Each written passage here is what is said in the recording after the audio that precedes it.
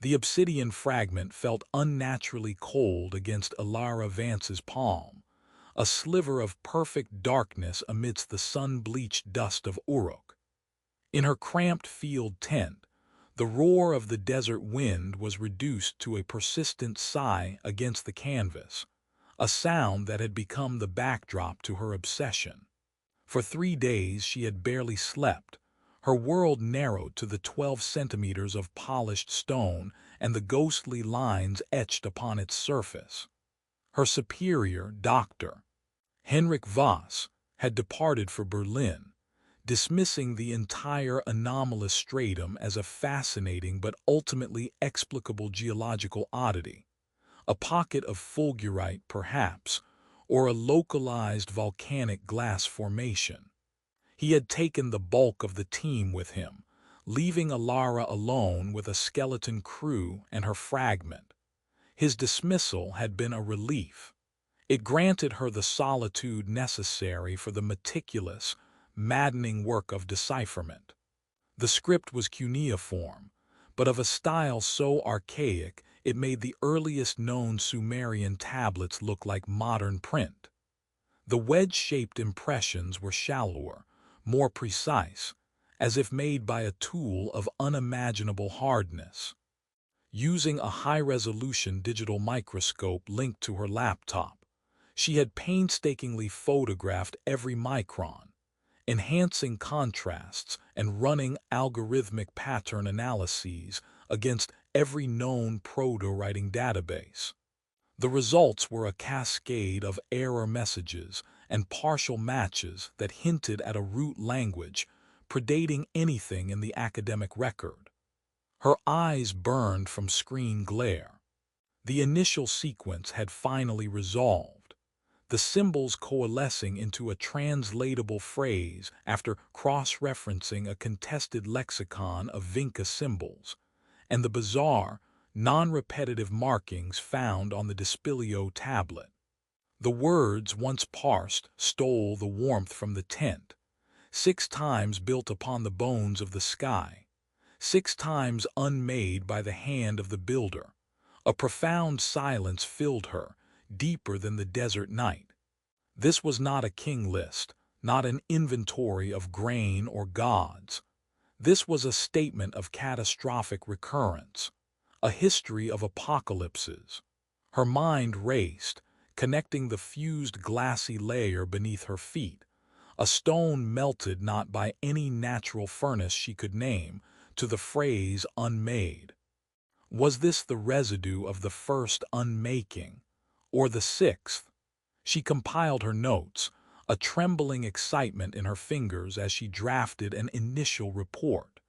She avoided grand claims, focusing on the philological anomaly. She sent it to the Journal of Near Eastern Studies, copying Voss as a formality. The reply from the peer review board was swift and brutal. The lead reviewer, a venerable Assyriologist from Oxford, called it a compelling fantasy, suggesting the fragment was a clever forgery likely from the late Hellenistic period, when mystical syncretism produced all manner of fabricated antiquities. The critique stung, not for its dismissal but for its smug certainty. They did not engage with the linguistic data, they attacked the premise. The idea that a piece of obsidian could bear a message that old was, to them, a priori impossible. The stratum was ignored entirely. Dejected, she was packing the fragment into a custom foam-lined case when her personal email chimed. The sender was an address she didn't recognize, a string of alphanumeric characters. The subject line was blank. The message body contained only a single justified paragraph, no signature. Dr. Vance, your findings, while predictably maligned, have resonated in certain quiet quarters. The stone is no forgery. The script is a derivative of the primary proto-symbolic system, what we might call the tongue. Your unmaking is referenced in fragments from Göbekli Tepe to Bimbetka. You are looking at a copy, a late echo. The original record is far older and far more dangerous. Cease publication. Withdraw your paper. If you wish to understand what you have truly found, come to the coordinates below. Ask for Thorn. Beneath the text was a set of GPS coordinates pointing to a location in the remote highlands of Anatolia, and a cryptographic string that looked like an access key. Ilara's first instinct was to delete it. A hoax, a trap for a discredited academic. But the mention of Göbekli Tepe and Bimbetka, sites separated by continents and millennia, struck a chord of eerie specificity. This Thorn knew the exact contours of her private suspicions. She cross-referenced the name. Professor Aris Thorn, a minor footnote in archaeological history, a specialist in comparative paleomythology who had published a series of controversial papers 2 decades prior before vanishing from academia entirely. He had been ridiculed for proposing a global, prehistoric mythic substrate. The desert outside felt suddenly vast and watchful. The fragment in its case seemed to pulse with a cold, silent potential. The official path was closed, sealed shut by institutional dogma.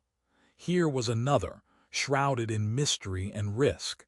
She looked at the coordinates again, then at the obsidian shard. It was no longer just an artifact.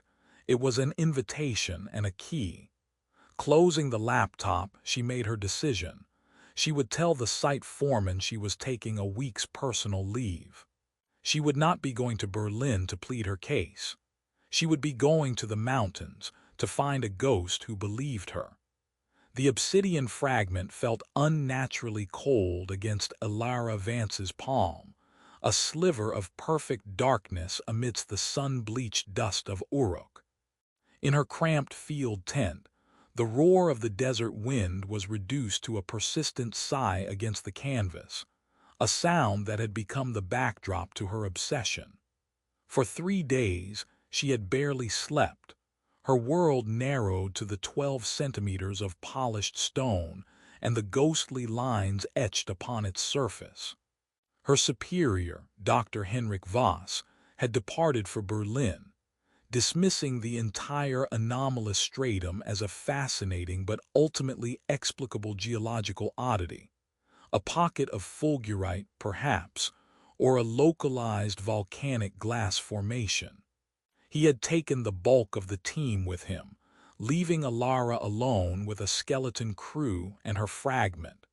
His dismissal had been a relief. It granted her the solitude necessary for the meticulous, maddening work of decipherment. The script was cuneiform, but of a style so archaic it made the earliest known Sumerian tablets look like modern print.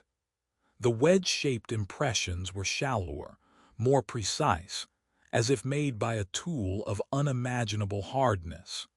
Using a high-resolution digital microscope linked to her laptop, she had painstakingly photographed every micron, enhancing contrasts and running algorithmic pattern analyses against every known proto-writing database.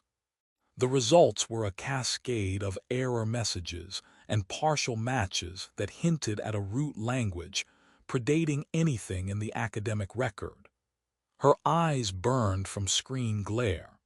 The initial sequence had finally resolved, the symbols coalescing into a translatable phrase after cross-referencing a contested lexicon of Vinca symbols, and the bizarre, non-repetitive markings found on the Dispilio tablet.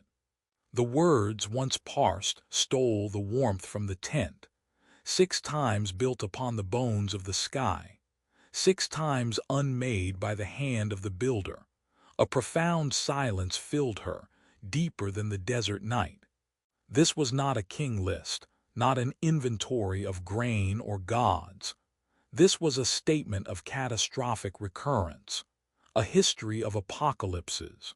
Her mind raced, connecting the fused glassy layer beneath her feet, a stone melted not by any natural furnace she could name, to the phrase unmade. Was this the residue of the first unmaking, or the sixth? She compiled her notes, a trembling excitement in her fingers as she drafted an initial report. She avoided grand claims, focusing on the philological anomaly. She sent it to the Journal of Near Eastern Studies, copying Voss as a formality. The reply from the peer review board was swift and brutal. The lead reviewer, a venerable Assyriologist from Oxford, called it a compelling fantasy, suggesting the fragment was a clever forgery likely from the late Hellenistic period, when mystical syncretism produced all manner of fabricated antiquities. The critique stung, not for its dismissal but for its smug certainty. They did not engage with the linguistic data, they attacked the premise. The idea that a piece of obsidian could bear a message that old was, to them, a priori impossible. The stratum was ignored entirely. Dejected, she was packing the fragment into a custom foam-lined case when her personal email chimed. The sender was an address she didn't recognize, a string of alphanumeric characters. The subject line was blank. The message body contained only a single justified paragraph, no signature. Dr. Vance, your findings, while predictably maligned, have resonated in certain quiet quarters. The stone is no forgery. The script is a derivative of the primary proto-symbolic system, what we might call the tongue. Your unmaking is referenced in fragments from Göbekli Tepe to Bimbetka. You are looking at a copy, a late echo. The original record is far older and far more dangerous. Cease publication. Withdraw your paper.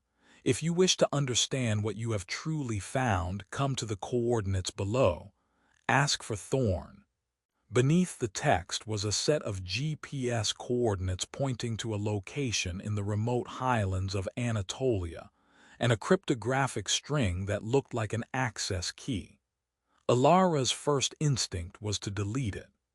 A hoax, a trap for a discredited academic. But the mention of Göbekli Tepe and Bimbetka, sites separated by continents and millennia, struck a chord of eerie specificity. This Thorn knew the exact contours of her private suspicions. She cross-referenced the name. Professor Aris Thorn, a minor footnote in archaeological history, a specialist in comparative paleomythology who had published a series of controversial papers 2 decades prior before vanishing from academia entirely. He had been ridiculed for proposing a global, prehistoric mythic substrate. The desert outside felt suddenly vast and watchful. The fragment in its case seemed to pulse with a cold, silent potential. The official path was closed, sealed shut by institutional dogma. Here was another, shrouded in mystery and risk. She looked at the coordinates again, then at the obsidian shard. It was no longer just an artifact. It was an invitation and a key. Closing the laptop, she made her decision. She would tell the site foreman she was taking a week's personal leave. She would not be going to Berlin to plead her case. She would be going to the mountains to find a ghost who believed her. The journey to the Anatolian highlands was a deliberate retreat from the known world.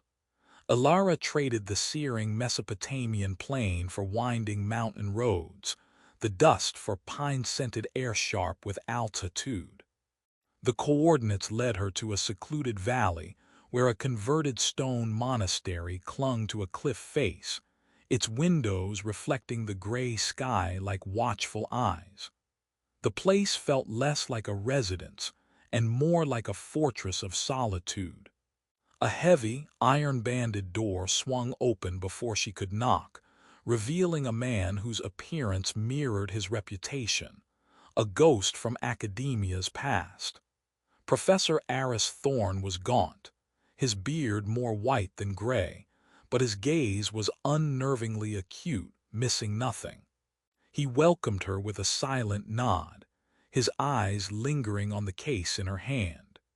He led her through vaulted halls lined not with religious icons, but with shelves groaning under the weight of artifacts and folios. The air smelled of old paper, ozone from climate control units, and a faint, metallic tang she couldn't identify. Thorne's archive was a map of obsession. In a central study, he began without preamble, laying out fragments of evidence like a prosecutor building an unassailable case. He showed her a photographic enlargement of a petroglyph from the American Southwest, Hopi in origin, depicting figures emerging from one world into the next through a symbolic sipapu. He placed beside it a translated passage from the Hindu Puranas, describing the sequential dissolution and renewal of universal cycles, the pralayas. Next came a scroll copy of a Zoroastrian text lamenting the 9,000 winters of darkness that periodically scourged the world. A Celtic myth fragment spoke of successive invasions, each wave of inhabitants destroying the world of the last. "You see the pattern, Dr. Vance," Thorne said, his voice a dry rustle. "Not the details, which are culturally tailored, but the skeletal structure. A succession, a cataclysm, a rebirth, a forgetting." He moved to a digital tablet, pulling up images of the standard Sumerian king list, the one taught in every introductory course. "This," he tapped the screen, "is a corrupted administrative document, but it contains a ghost. The antediluvian kings who reigned for tens of thousands of years, dismissed as mythic inflation. But what if it's a garbled memory of a different kind of chronology, not of kings, but of epics?" Ilara felt the solid ground of her training shift. She had seen parallels before, but never laid out with such deliberate, cross-disciplinary force. It was heresy to mainstream archaeology, which treated cultural development as isolated blooms. Thorne was suggesting a shared root, a single, catastrophic family tree. "Your obsidian," he continued, turning his piercing gaze to her. "It is Sumerian in form, but not in essence. The script is a clumsy adaptation, a copy." He opened a drawer, retrieving a magnified image of a cuneiform tablet from Nippur. "Compare the wedge angles, the depth. The Nippur tablet is a child's scrawl next to yours. Your fragment is an attempt to transcribe a language that had no business being written on clay or even on stone. It was meant for another medium entirely." He posited a theory that was both breathtaking and terrifying. The Sumerian clay tablets, the very bedrock of recorded history, were not origin points. They were themselves archaeology, attempts by a young civilization to piece together the shattered legacy of a much older one. A legacy so old its physical records had largely vanished, leaving only echoes in myth and the occasional, indestructible anomaly, like a layer of fused stone or an obsidian shard. "They found pieces," Thorne murmured, almost to himself. "Fragments in ruins so ancient the Sumerians thought them the work of gods. They copied what they could, worshipped what they couldn't understand, and buried the rest as dangerous knowledge.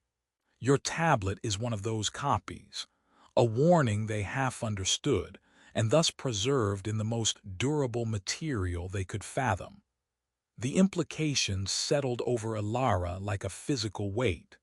If Thorne was right, human history was not a linear ascent from barbarism. It was a spiral, circling the same terrible truths, each revolution beginning in ignorance of the last. Her discovery at Uruk was not a beginning, but a late footnote in a story that had been running for eons. As dusk painted the highlands in shades of violet, Thorne led her to the rear of the monastery. He pressed his palm against a seemingly seamless section of wall. A biometric scanner glowed faintly, and with a soft hydraulic sigh, a section of stone retreated and slid aside. Beyond lay a short corridor ending in a vault door of brushed steel, utterly anachronistic against the ancient stone. "You asked for the original record," Thorne said, his face illuminated by the cool, sterile light from the corridor. "We do not have it. No one does. But we have the closest thing to it that has survived the cycles." He worked a complex keypad. The vault door unsealed with a hiss of equalizing pressure. The air that wafted out was cold, dry, and utterly still. Elara stepped forward, her heart a drum in her chest. The chamber within was small, a climate-controlled cell. In its center, on a raised dais of black stone, sat 6 identical cases. They were sleek, metallic, and devoid of markings, each about the size of a large suitcase. They were sealed with mechanisms she didn't recognize, neither lock nor latch, but smooth surfaces that hinted at seamless integration. They sat there in a neat row, silent and imposing. They did not look ancient, yet they radiated an antiquity that made the Sumerian tablets in museums seem like yesterday's news. Thorne stood beside her, his expression one of grim reverence. These were not found together. They were recovered over 50 years from sites spanning the globe. From a cave in the Andes, a seabed near Yonaguni, a glacial rift in Greenland, each protected by environments that defied natural explanation. Each case is a chapter, Dr. Vance, a testament, and a tomb. He gestured to the first case on the left. The story does not begin with words on stone, it begins with fire. The silence in the vault was a living thing, thick and cold. Alara's breath plumed faintly in the sterile air, her eyes fixed on the 6 enigmatic cases. They were not ornate, but their very simplicity spoke of a technology that felt both alien and unnervingly precise.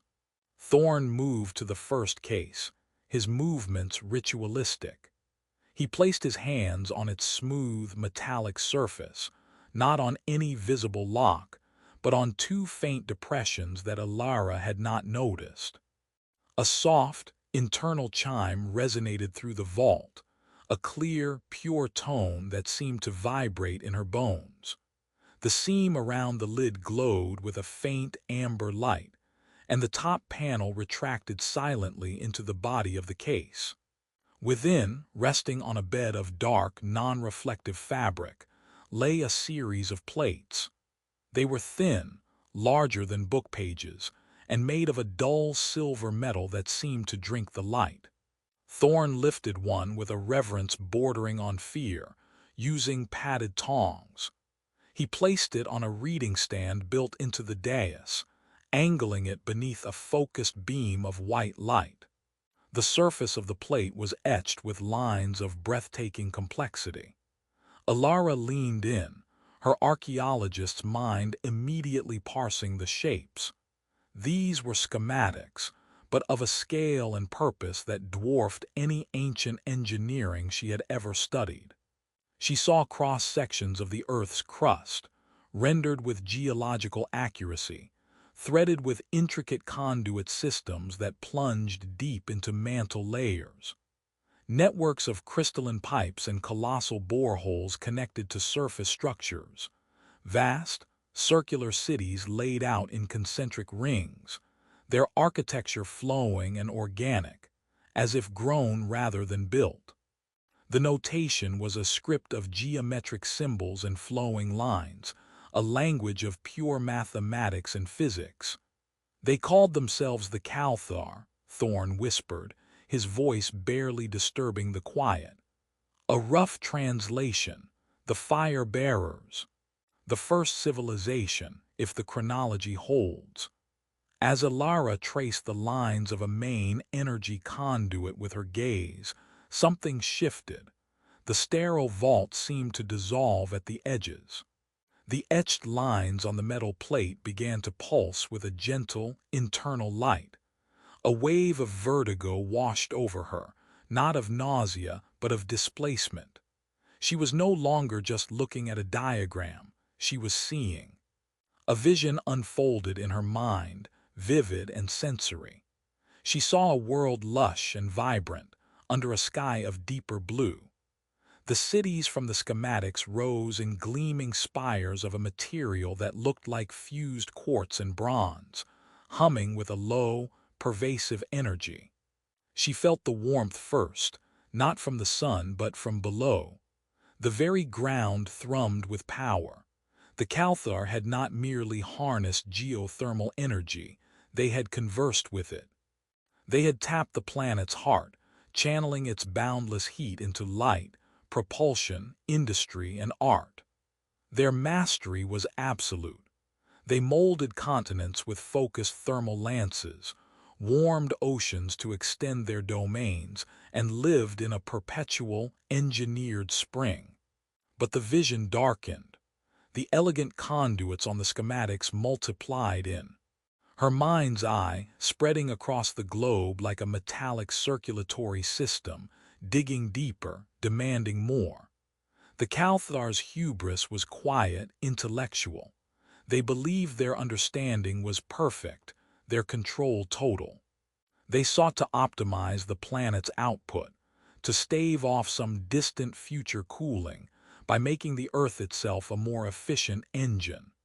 They built feedback loops and accelerators, networks designed to stimulate and amplify the geothermal flows. The moment of catastrophe was not an explosion, but a rupture, a cascade failure in a primary nexus, deep under what would one day be the Pacific Basin.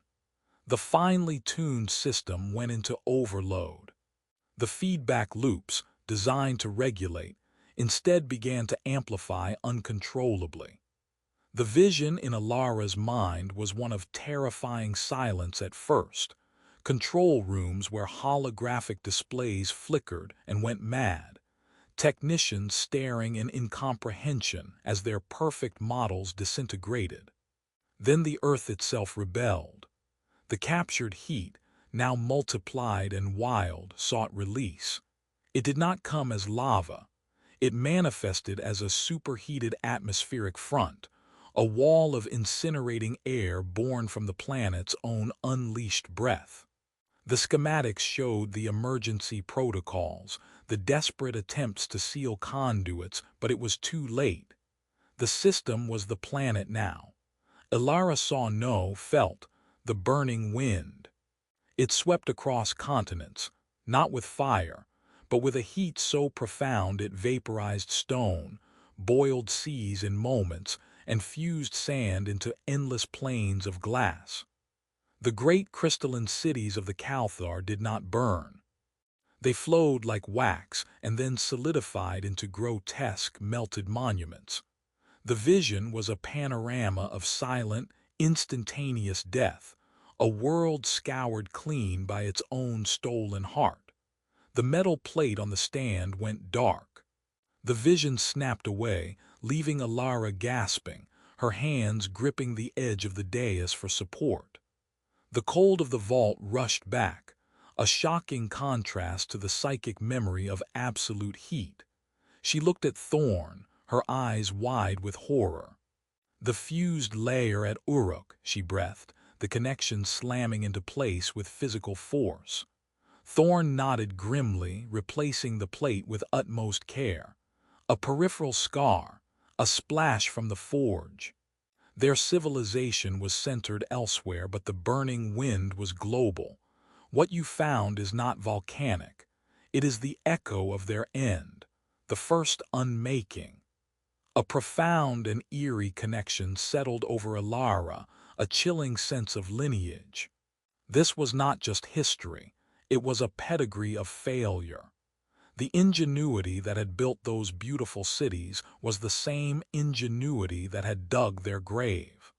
The strength became the fatal flaw, exactly as the tablet had warned. unmade by the hand of the builder. She stared at the now-closed case, which seemed to hum with a silent, tragic potential. The fire-bearers were not myth. They were a blueprint, and their ending was the first lesson in a terrible, repeating curriculum. The weight of that knowledge was a cold stone in her stomach, heavier than any artifact. The return to Uruk felt like stepping into a faded photograph. The sun-blasted ruins, the patient grids of the excavation, the dusty tents, all were unchanged, yet everything was now viewed through a lens of terrifying clarity. The fused stone layer was no longer a geological curiosity, it was a tomb marker. Ilara stood at the edge of the main trench, the memory of the burning wind a phantom heat on her skin. She saw not a sterile stratum of vitrified earth, but a moment of apocalyptic transformation, a sky that had turned white with the planet's own unleashed fury. Her work took on a new, urgent precision. She collected a dozen core samples from the glassy layer, each extraction feeling like a violation of a grave.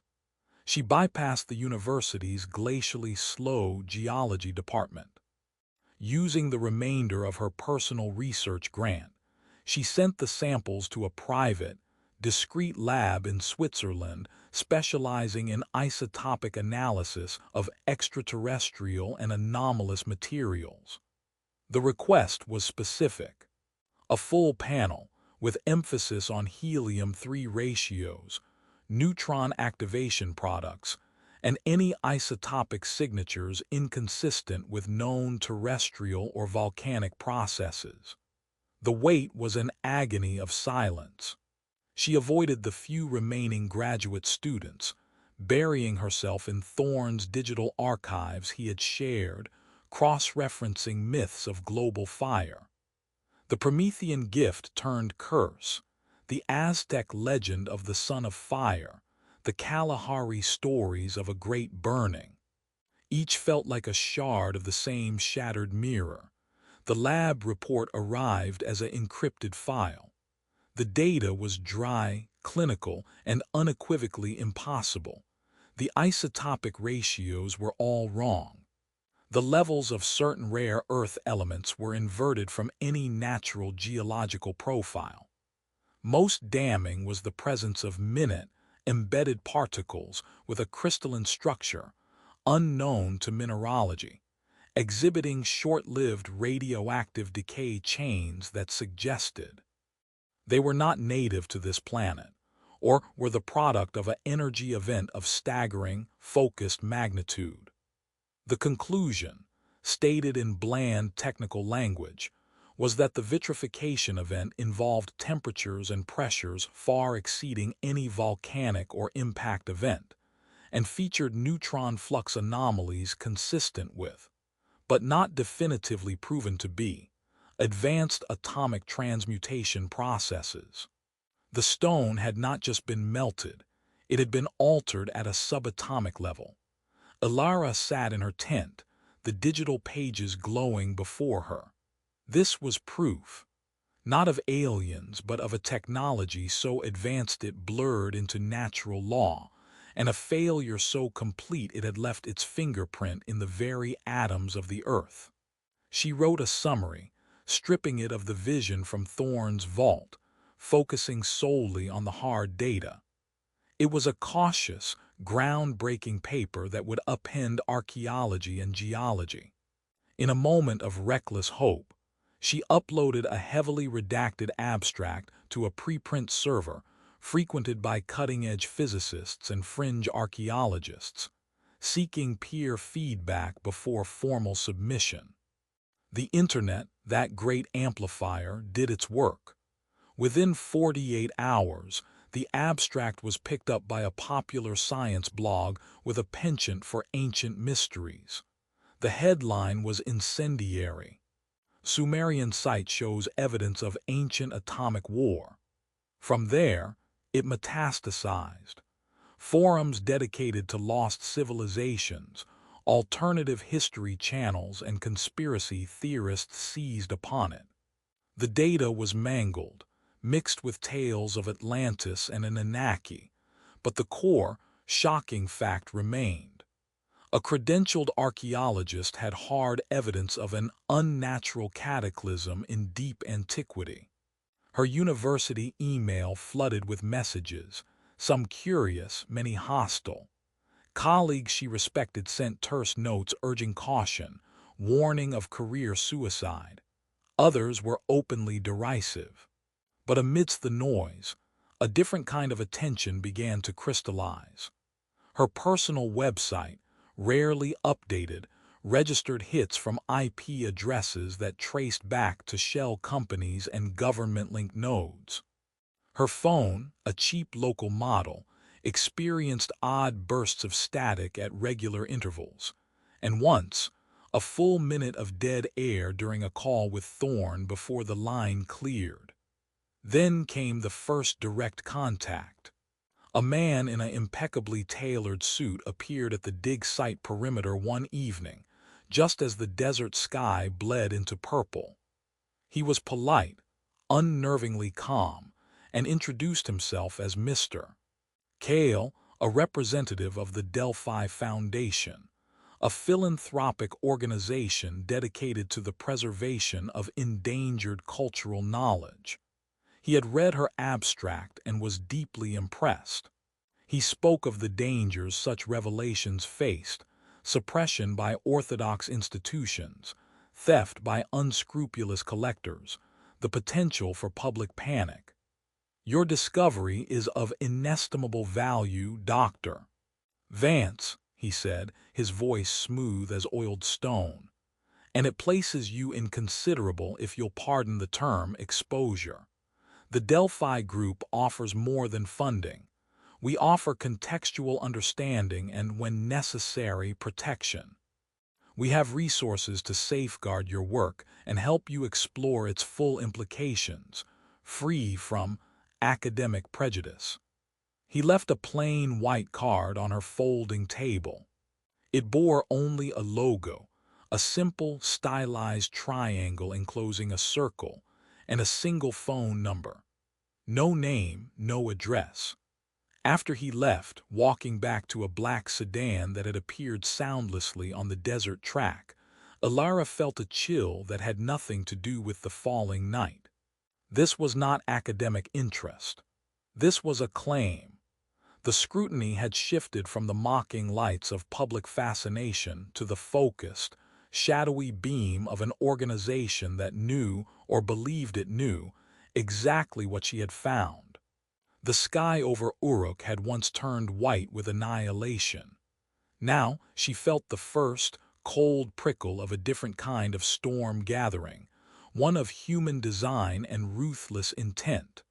The fragment had been a key. The fused stone was evidence.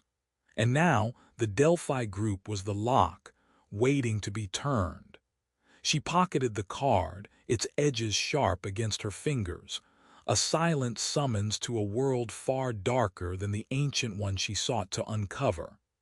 The sterile chill of Thorne's vault seemed deeper than before, the silence a held breath.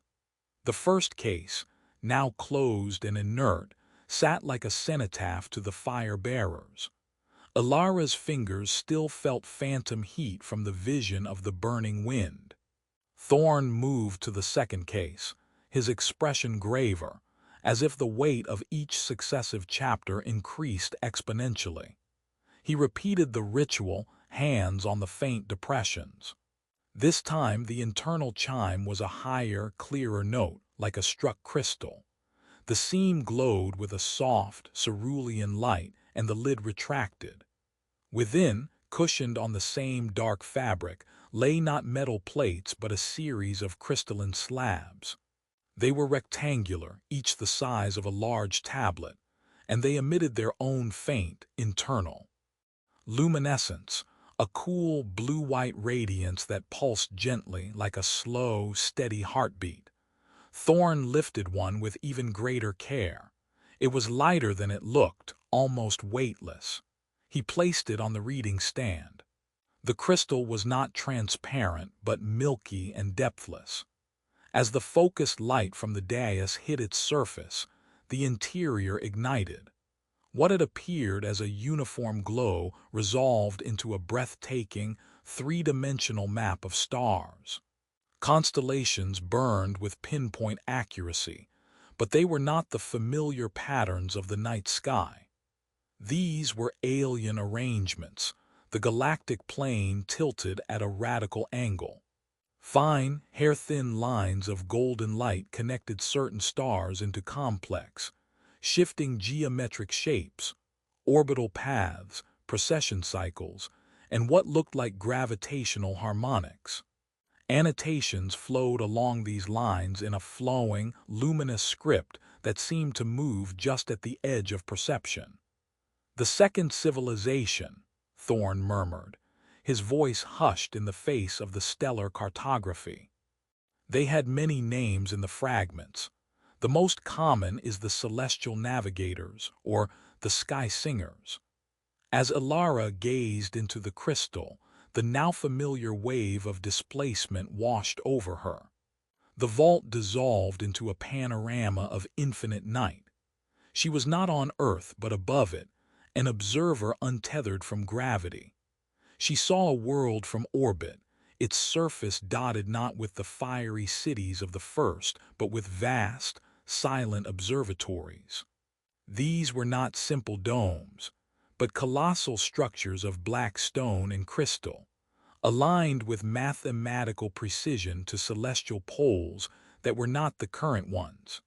They hummed with a quiet, resonant energy, tuned not to the planet's heat, but to the music of the spheres. The navigators' mastery was one of perception and prediction. They did not seek to dominate the Earth, but to understand the cosmos. Their science was an exquisite blend of astronomy and what could only be called resonant metaphysics. They mapped the gravitational tides of the solar system, the subtle dance of planets, the long, slow wobble of the Earth's axis. They built their society around these cycles, their agriculture, their art, their very conception of time governed by celestial clocks of unimaginable precision. The crystal in her vision showed them predicting solar flares millennia in advance, harnessing ambient cosmic energy for gentle, sustainable power, and communicating across vast distances using modulated stellar radiation. Their flaw was one of detachment. In their focus on the grand celestial clockwork, they grew dismissive of the mundane mechanics of their own world. They saw Earth as a stable platform, a mere observatory deck from which to watch the heavens. Their models of planetary physics were perfect, but they considered the geophysical to be a solved, trivial equation. They monitored the magnetic poles as one more data point in a vast array, a slow, predictable drift. The catastrophe, when it came, was not from the sky, but from within the ignored Earth. The vision showed the navigators serene observatories. Suddenly, the resonant hum of the great instruments faltered, then screeched into dissonance. The stellar maps projected in their halls shimmered and fractured. The planetary core, agitated by complex internal dynamics the navigators had deemed irrelevant to their models, underwent a rapid, violent shift. The magnetic poles which they tracked so diligently did not drift. They flipped. The event was geologically instantaneous. The planet's magnetic field, that invisible shield, writhed and collapsed before reforming in a new orientation. The resulting electromagnetic pulse was of a magnitude that scoured the surface. The delicate, crystal-based technology of the navigators, tuned to cosmic frequencies, was overloaded and shattered. But the greater horror was atmospheric. The shift triggered catastrophic crustal displacement. Tectonic plates, stressed beyond tolerance, buckled. Continents groaned and slid. Tsunamis of planetary scale drowned coastal observatories. The very axis of the Earth tilted further, violently, turning temperate zones to ice and frying equatorial regions under a direct, merciless sun. The vision was one of sublime, cosmic irony. The masters of the heavens were undone by the ignored ground beneath their feet. Their perfect models of the universe contained a fatal blind spot, the planet itself. Their great observatories, built to last for eons, were toppled by earthquakes or buried under glaciers or deserts born in a day. The crystal record showed their final, desperate calculations, attempts to model the very geophysical forces they had scorned, but it was too late. Their world, their stable platform, had moved beneath them. The crystal slab on the dais dimmed. Ilara stumbled back, her mind reeling with images of falling stars and rising seas. The navigator's end was quieter than the fire-bearer's, a great sigh of collapsing knowledge. Rather than a roar of fire, but no less total. Before she could speak, a sharp, electronic buzz echoed in the vault, an intrusion from the outside world. Thorne started, his face tightening. A monitor embedded in the wall flickered to life, showing the exterior camera feed. A black SUV was parked in the monastery's courtyard. A man in a dark suit was standing at the heavy main door. Even through the grainy feed, his posture was one of impatient authority. Thorne swore under his breath. The Delphi group, faster than I anticipated. He sealed the second case, the crystal's light vanishing as the lid closed. The vault door hissed shut behind them as they retreated to the main study. Moments later, the iron-banded door to the monastery groaned open. The man from the feed entered. He was the same man who had visited Ilara at Uruk, Agent Kale. His eyes swept the room, missing nothing, lingering on Ilara before settling on Thorne. "Professor Thorne, Doctor." "Vance," he said, his voice cool and efficient, devoid of the polite veneer he'd used in the desert. "I apologize for the intrusion, but the situation is accelerating. The cyber attacks on the Lowell Observatory Archives and the Institute for Ancient Astronomy in Cairo last night were not random. They were precision strikes, seeking specific, obscure data on precessional cycles and paleomagnetic records." He took a step forward, his gaze piercing. "You have activated a sequence. Others are now hunting for the same pieces. The Delphi group requires a full briefing. Everything you have uncovered. The time for academic discretion is over." The air in Thorne's study thickened with the unspoken weight of Kale's demand. The agent stood just inside the doorway, a silhouette of modern authority against the backdrop of ancient stone and parchment. His presence was a cold draft in the room, a reminder that the world of quiet scholarship had been breached. Ilara felt a familiar, defensive knot tighten in her stomach, the same instinct that had made her pocket his card in the desert, a mix of wariness and a desperate need for answers he might hold. Kale did not wait for an invitation. He moved to a heavy oak table, placing a slim tablet upon it. With a tap, a holographic news feed shimmered above the surface, displaying headlines from obscure scientific journals and security bulletins. Lowell Observatory, the Institute for Ancient Astronomy in Cairo, the Babylonian Astronomy Digital Repository at Heidelberg, he listed, his voice flat. All targeted in the last 36 hours by sophisticated, coordinated attacks. The intrusion methods are identical. AI-driven code that bypassed military-grade encryption to access and exfiltrate specific datasets. Archival records of axial precession, paleoclimatic data tied to orbital mechanics, and any cross-cultural references to pole stars or shifting heavens. Nothing else was touched. This is not digital vandalism, it is a surgical extraction. Thorne sank into a worn leather chair, his face ashen. They're looking for corroboration, for the celestial maps. Precisely, Cale said, fixing his gaze on Alara. Your published data on the fused stratum was the trigger. It signaled that someone was piecing together the physical evidence of a pre-Sumerian cataclysm. The attacks confirm that other parties are aware of the broader pattern and are actively assembling the puzzle. They are searching for the second civilization's legacy, likely to understand or replicate their capabilities. He turned off the hologram, the light dying in his eyes. The Delphi Group has monitored anomalous archaeological activity for over 7 decades. We are not a government agency.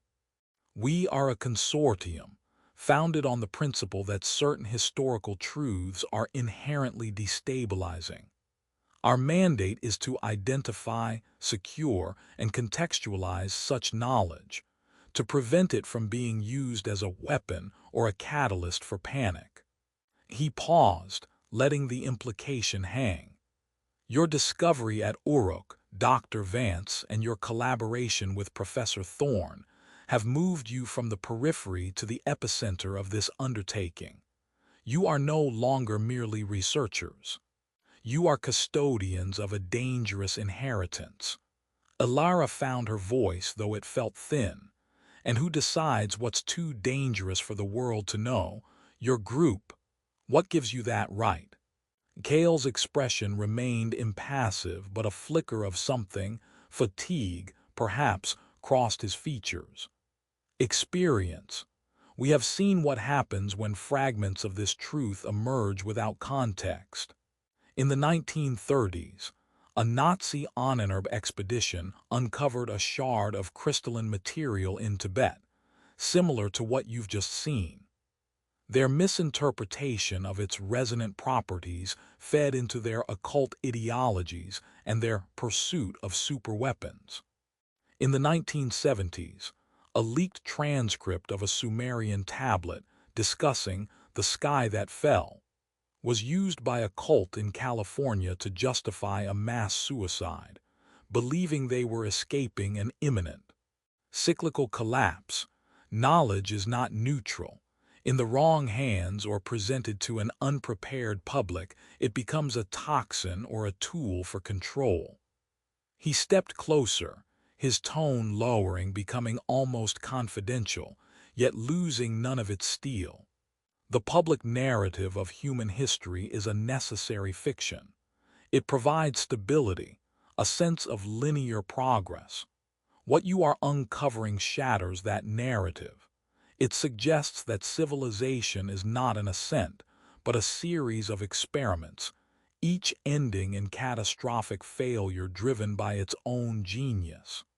Reveal that abruptly and you risk cultural nihilism, or worse, a desperate, misguided race to seize the technologies that caused those failures, in the belief they can be mastered this time. Thorne spoke, his voice a dry whisper. You speak of control, Agent Cale, but your group hoards this knowledge. How is that different from the suppression you describe? We do not hoard, we study. To understand the pattern is the only way to potentially break it. But that understanding must be earned, and it must be protected until it is complete. Cale looked at the sealed door leading to the vault. You have opened 2 cases. You have felt the warnings. Do you believe the world is ready for the story of the fire-bearers? For the truth that humanity's first great achievement was to boil its own planet? Or that the second greatest mind ever to arise on Earth was so enamored with the stars it forgot to anchor its own home? Ilara's mind churned. She thought of the academic ridicule, the conspiracy theories swarming her data, the cold, surgical precision of the cyber attacks Kale described. He was right about the chaos, but the moral arrogance of his position chilled her. It was a paternalistic lock on the past, a decision made in shadowy boardrooms about what humanity could and could not handle. Yet a treacherous part of her whispered he was also right about the weight. The vision of the burning wind had left a psychic scar. The navigator's silent, cosmic despair was a haunting. This was not like publishing a controversial paper on trade routes. This was handling live ammunition from a forgotten war. "What is my role, then?" she asked, the question directed as much to herself as to Kale. "Am I just a source for your archives? Do I stop my work?" "Your role," Kale said, "is to continue, but with our support and our protection. Your expertise is genuine, your instincts are sound. You have a connection to this material that our analysts lack. We need you to help interpret what we find and to locate more. But you must operate within a framework of security. No more public preprints. No more unprotected dig sites. The rival faction conducting these cyber attacks, we believe they call themselves the Ascendancy, will not hesitate to eliminate you if they see you as an obstacle or a source they can exploit." He handed her a new device, a sleek black communicator. "Encrypted, untraceable. You will use this for all communication related to this project. Professor Thorne has one. We are securing this archive as we speak. You have two choices, Dr. Vance. You can walk away now. We will ensure your safety and your career can continue, albeit on a different path. Or you can step fully into the light we are shining on the past, knowing the shadows it attracts are long and deep." Ilara looked at Thorne. The old scholar gave a barely perceptible nod, his eyes filled with a lifetime of lonely pursuit and now a grim solidarity. She thought of the obsidian fragment, the cold promise in its lines. She had come too far to turn back. The truth, however dangerous, was a siren call she could not ignore. She took the communicator. It was cold and heavy in her hand. "I'm in." Kale gave a curt nod.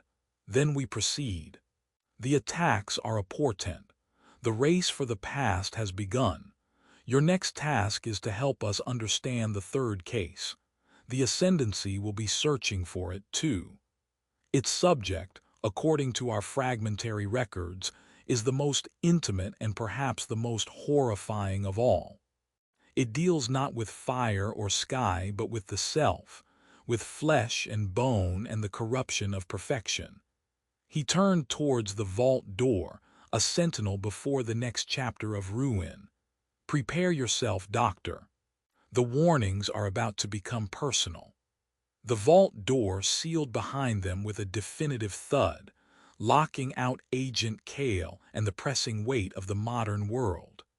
Inside, the silence was absolute, a vacuum where only the hum of climate control and the echo of their own breathing existed. The 6 cases sat in their solemn row, the first 2 now radiating a silent, tragic history.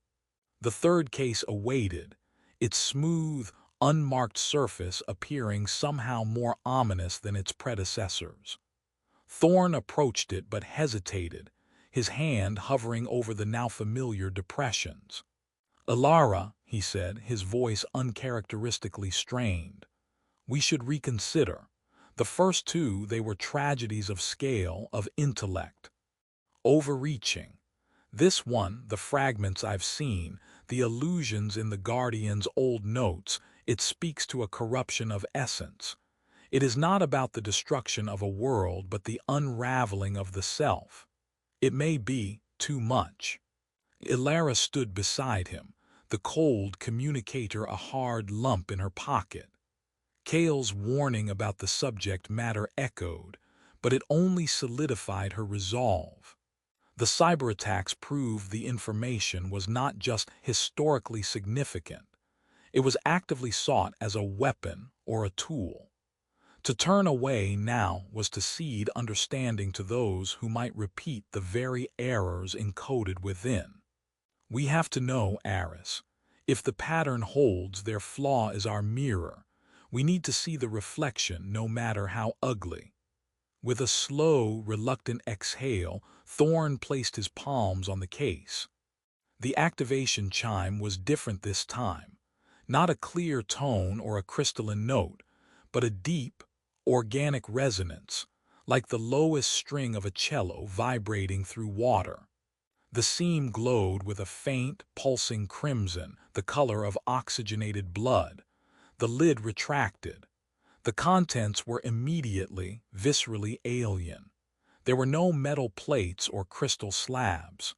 Instead, resting on the dark fabric were biological specimens preserved in transparent cylinders of a glass-like substance. One contained a lump of tissue, leathery and gray, shot through with fine, iridescent filaments that seemed to shift color in the light. Another held a single, slender bone, pale as ivory, but etched from within with a complex, fractal pattern of dark veins. The third cylinder housed a cluster of seed-like objects that were neither plant nor mineral, but something unsettlingly in between. The air grew thick with a scent both antiseptic and cloyingly sweet, like formaldehyde and rotting orchids. Beside the cylinders lay the record itself.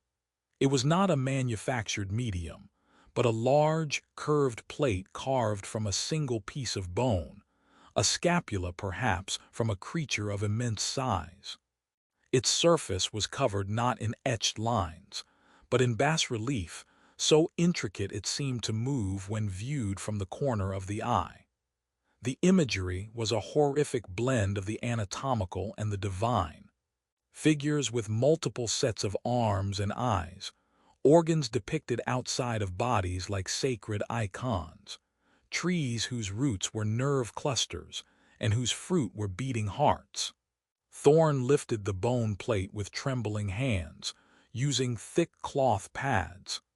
As he settled it onto the reading stand, the crimson light from the case intensified, bathing the relief in a hellish glow. The wave of displacement hit Alara with a new, intimate violence. This was not a vision of cities or stars. It was a sensation of being within a body that was not her own. She felt the exhilarating, godlike power of the third civilization, the flesh architects. Their world was one of profound biological mastery. They had conquered disease, aging, death itself.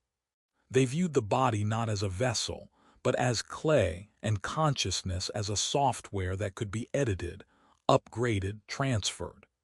She saw their great ateliers, not factories but wombs of living tissue, where new forms were grown to specification. Workers with photosynthetic skin needing no food. Thinkers with additional neural lobes for processing complex mathematics. Artists whose sensory organs could perceive quantum fields.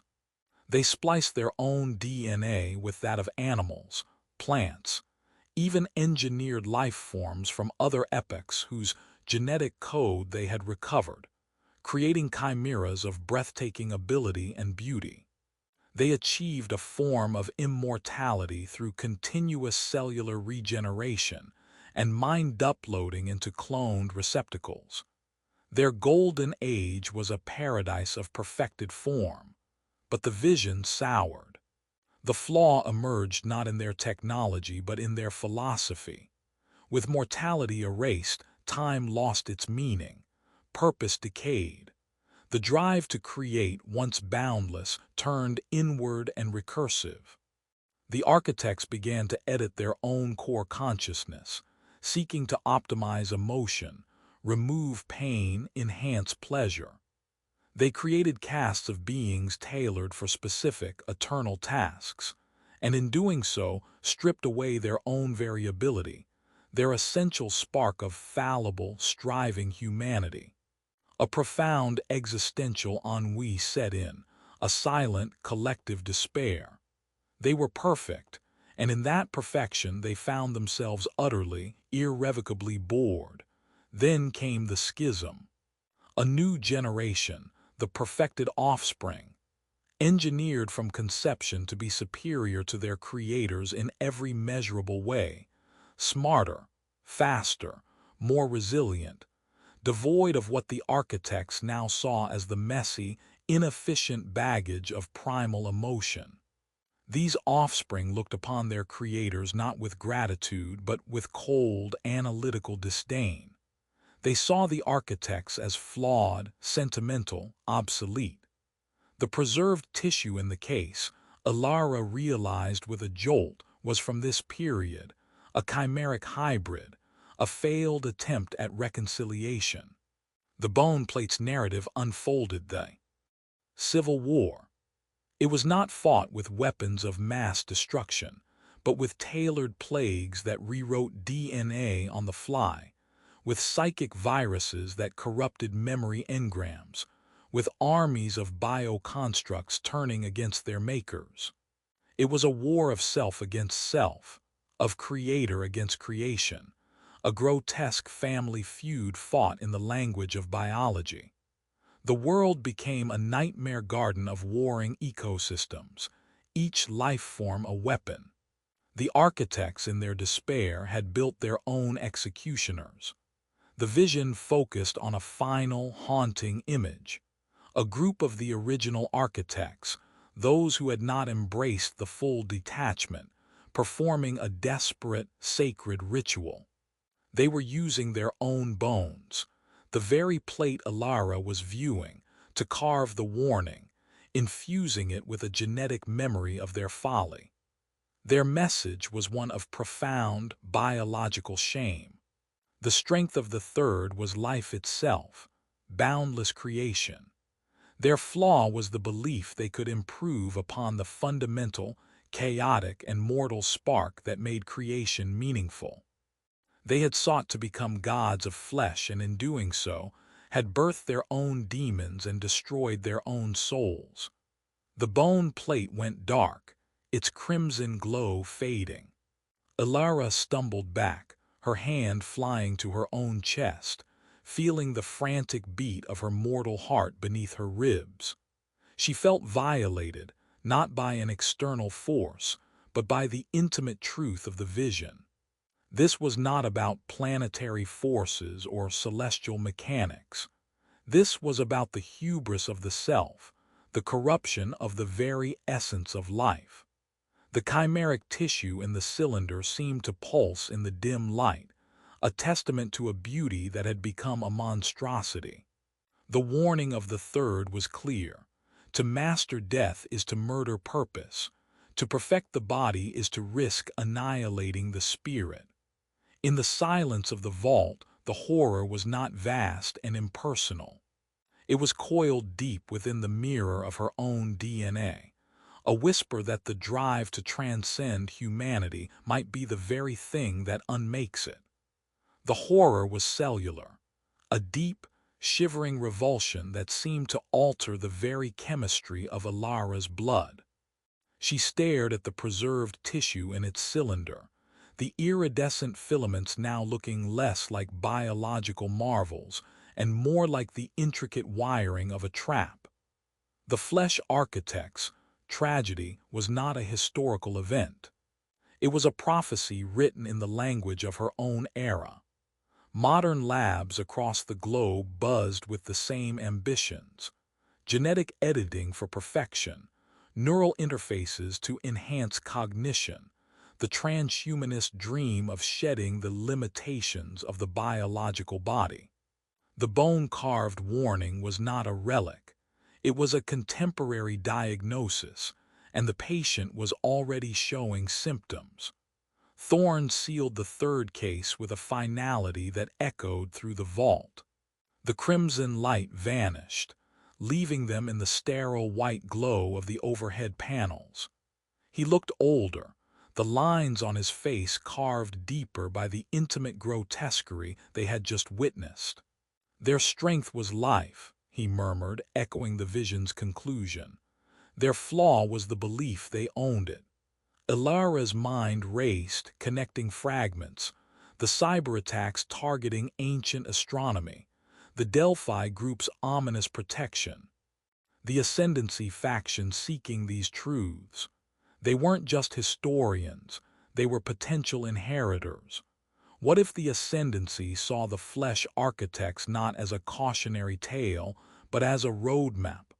The thought was ice in her veins. They emerged from the vault into Thorne's study.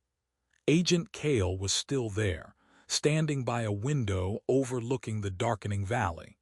He turned as they entered, his sharp eyes immediately reading the pallor on their faces, the shell-shocked silence that clung to them.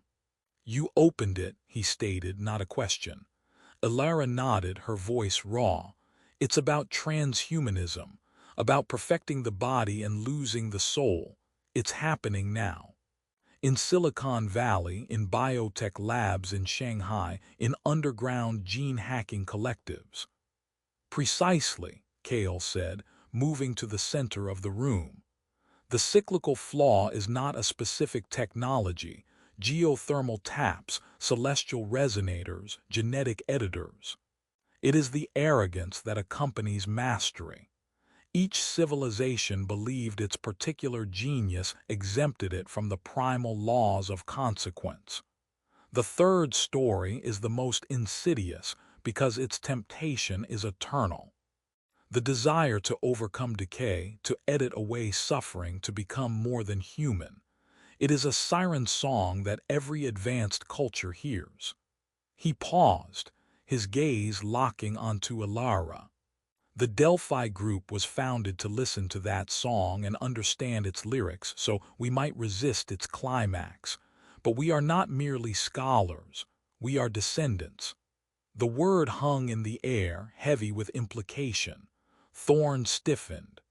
"Descendants." Kale's posture shifted, the agent's mask slipping to reveal something older, wearier.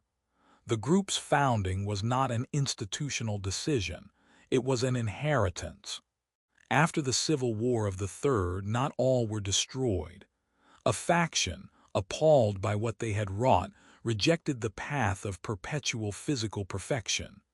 They chose a different form of longevity, vigilance. They allowed themselves to age, to feel the slow decay of the body, to remember the cost of immortality. They became watchers, passing their mission down through generations, sometimes biologically, sometimes through careful recruitment. The founder of the Delphi group was the last direct survivor of that schism. He lived for millennia, a conscious choice to bear witness to time, not conquer it. He is known to us as the Guardian. Ilara's breath caught, a survivor. Not a myth or a bone fragment, but a living being who had walked the world of the flesh architects and witnessed its descent into hell. The scale of it was dizzying. "He is still alive?" Thorne asked, disbelief warring with a scholar's hunger. "He is. His longevity is natural now, a slowed but inevitable aging, a testament to his choice. He resides in a secured location. He has followed your work, Dr. Vance, since your Uruk discovery. The pattern of your curiosity, your resistance to dismissal, your willingness to step into the vault, it mirrors the qualities the original Watchers prized. He wishes to meet you." The invitation was not delivered as an order but as a solemn offering. Yet, it felt like the closing of a circuit. She had followed the trail from a piece of obsidian to a global pattern of collapse, and now it led to a living source. The archaeologist in her screamed at the opportunity. The woman who had just witnessed the psychic memory of a civilization eating itself alive felt a deep, primal fear. "Why me?" she managed to ask. "Because you have seen the warnings without being broken by them," Kale replied. "Because you connect the past to the present instinctively. The Guardian believes the seventh civilization, our civilization, is approaching its own precipice. The signs are all there.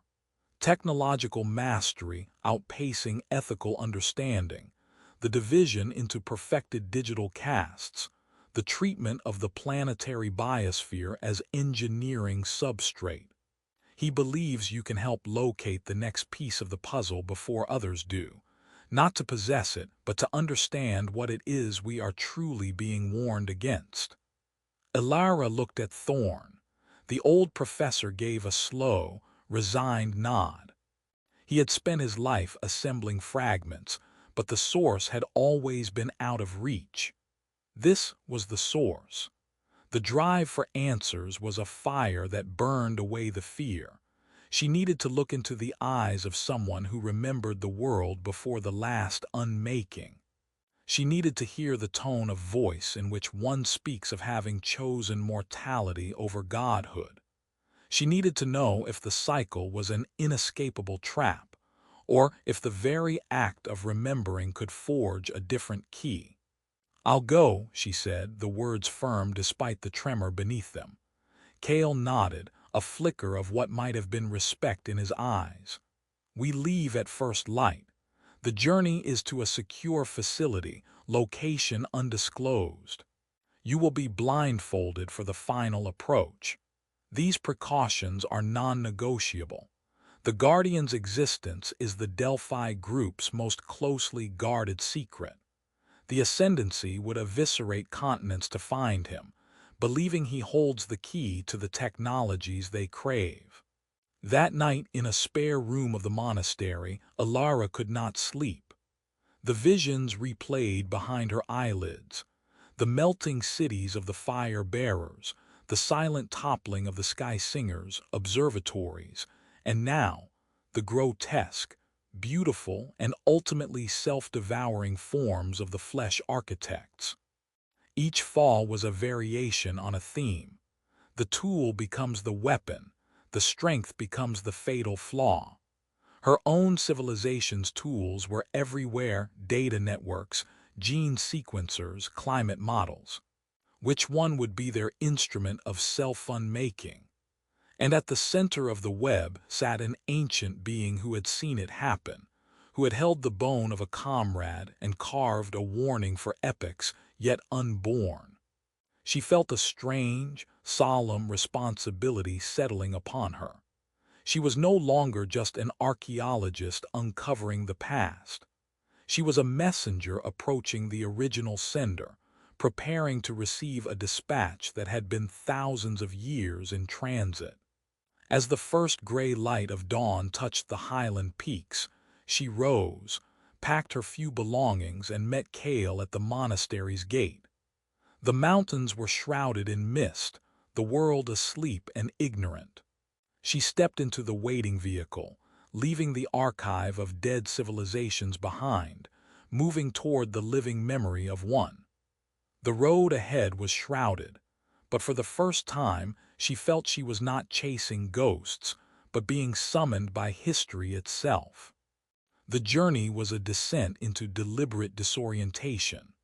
A helicopter flight from Thorn's monastery to a private airstrip, then a windowless, pressurized cabin aboard an unmarked aircraft for hours. The drone of engines a constant monotone. True to his word, Agent Cale provided a soft blindfold for the final leg, a ride in a vehicle that felt like a luxury transport but moved with unsettling silence. Elara counted turns and estimated distances, but the exercise felt futile. She was being taken to a secret, and the route was part of the concealment. When the blindfold was removed, she stood in a stark, white antechamber. The air was cool, filtered, and carried a faint, clean scent of ozone. The walls were seamless, the lighting diffuse and shadowless. There were no visible doors. Cale placed his palm on a blank section of wall which irised open without a sound. He gestured for her to enter alone. The chamber beyond was a study in controlled austerity. It was circular, perhaps 10 meters across, with a high domed ceiling. One entire arc of the wall was a single, flawless screen displaying a real-time feed of a deep-sea landscape, vibrant hydrothermal vents, ghostly tube worms, and drifting particles of sediment lit by the craft's external lights. The gentle, alien beauty of it was a stark contrast to the room's spare furnishings. A simple cot, a desk of pale wood, and a single chair occupied by the room's sole inhabitant. The guardian was not what she had expected. He was not a towering figure of mythic presence, nor a withered husk. He was a man of indeterminate age, frail in build, seated in a wheelchair. He wore plain, gray clothing. His hands, resting on a woven blanket across his lap, were thin, the skin translucent over delicate bones, marked with old, faint scars that spoke of unimaginable antiquity. But it was his face that held her captive. It was lined, yes, but not with the chaotic weathering of time. It was a map of profound, accumulated sorrow and patience. His eyes were the color of weathered flint, and they held a depth that was immediately, viscerally wrong. Looking into them was not like looking into the eyes of an old man. It was like gazing into a still pool that reflected not the sky above, but the cold light of dead stars. Millennia lived in that gaze, a weight of witnessed history that made the vault under Thorn's monastery seem like a recent pamphlet. He did not speak at first. He simply observed her, his expression one of quiet, assessing recognition, as if comparing her to a memory or an expectation. The silence stretched, filled only by the soft hum of the life support systems and the silent ballet of deep-sea life on the screen. "Dr. Ilara Vance," he said finally. His voice was a surprise, not a deep, oracular boom, but a dry, soft rustle, like pages turning in an ancient library.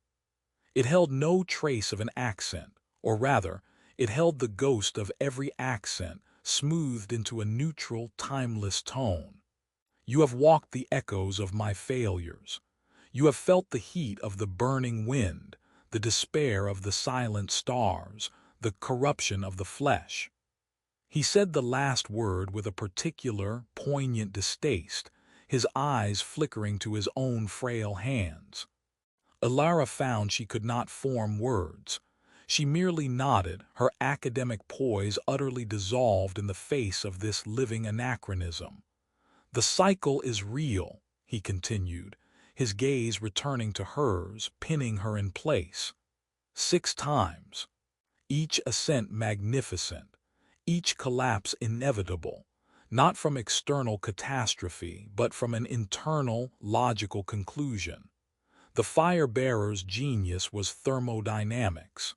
Their flaw was believing they could manage a system of infinite complexity without becoming part of its fuel. The sky singers mastered celestial mechanics but grew contemptuous of terrestrial geology, the very stage upon which they stood. "My own people," he paused, and a spasm of genuine pain crossed his features. "Our genius was biology. Our flaw was the belief that we could improve upon the design of life without understanding that mortality, suffering, and imperfection are not bugs in the system. They are the system's foundational code. They provide meaning, urgency, compassion. We edited them out and were left with sterile, eternal nothing." He shifted slightly, a small movement that seemed to require great effort. "You see the pattern. Strength becomes fatal flaw. The tool becomes the weapon. It is a trap of consciousness itself. Each civilization, upon reaching a certain threshold of power, becomes enamored with its own reflection, blind to the cliff edge behind it. The 7th, your time, is now at that threshold. Your tools are information and biology. You network the globe, edit the genome, and speak of digitizing consciousness. You repeat our old dreams with new names. and you ignore the same warnings. Ilara's voice returned, a whisper. The tablets, the cases, they are the warnings. They are echoes, he corrected gently. Desperate messages in bottles cast into the sea of time. The primary archives, the complete records of each civilization, were meant to be more. They were meant to be teachers, but they are scattered, hidden, or degraded. The Sumerian clay, thorns, cases, these are secondary copies, fragments of fragments. The true understanding lies with the originals. He leaned forward, an intense focus burning in his ancient eyes. This is your task, Ilara Vance. The fourth civilization, the memory keepers, were different. They foresaw their own potential flaw, the overload of information. They did not build cities of fire or flesh. They built repositories. They sought to remember everything, to create a perfect, immortal record of existence. Their primary archive is not a collection of artifacts. It is the archive itself, a living, dynamic system. It still exists. I have felt its presence like a distant hum for centuries. Others seek it now. The faction you call the Ascendancy. They believe it holds not just history but the encoded knowledge of all prior civilizations, a toolkit for godhood. They are wrong. It holds the key to the trap, but in their hands it would become the very instrument of the seventh's unmaking. The weight of the charge settled upon her, immense and terrifying. How do I find it? Where do I even start? A faint, sad smile touched his lips. You have already started, by seeing the pattern. The keepers hid their archive in a place that symbolizes their core belief. That memory is the foundation of reality. Look not for a city, but for a mind. Not for a tomb, but for a library that is alive. Use the clues in the fourth case from Thorne's vault when you open it. It will point the way. But you must move quickly. The Ascendancy is decrypting the same clues. They have agents within the Delphi group itself. They believe a controlled collapse is necessary to force human evolution, a violent pruning to create a stronger eighth. They are fools. A forced collapse is still a collapse. The cycle continues. Only the suffering is guaranteed. He sagged back into his chair, the brief intensity draining him. He looked impossibly weary, a monument to endurance finally feeling the erosion of epochs. I have watched for so long, waiting for a mind that could see the pattern not as a curiosity but as a diagnosis. You are that mind. Find the memory keeper's archive. Understand their warning. Then you will face the choice that every civilization faces at its peak, to gaze lovingly at its own reflection until it walks over the cliff, or to look up and see the pattern and step back. The interview was clearly over. The Guardian's eyes drifted to the deep-sea screen, to the eternal blind life thriving in the absolute dark and pressure. A profound metaphor, Ilara thought. Life persists in the most hostile environments, ignorant of the world above. But to be aware of the surface and of the cycles of sun and storm and still choose the depths, that was the Guardian's existence. Kale re-entered silently. The Guardian did not look away from the screen as Ilara was led out. The iris door sealed behind her, cutting off the view of the ancient, lonely figure in his oceanic tomb. In the white antechamber, her mind reeled. The meeting had lasted minutes but felt like a lifetime. The abstract cycle now had a living witness. The academic quest was now a desperate race. And she, an archaeologist who had unearthed a strange stone, was now charged with finding the living memory of a dead world to save her own from repeating a suicide it was already rehearsing. The path ahead was no longer shrouded in mist.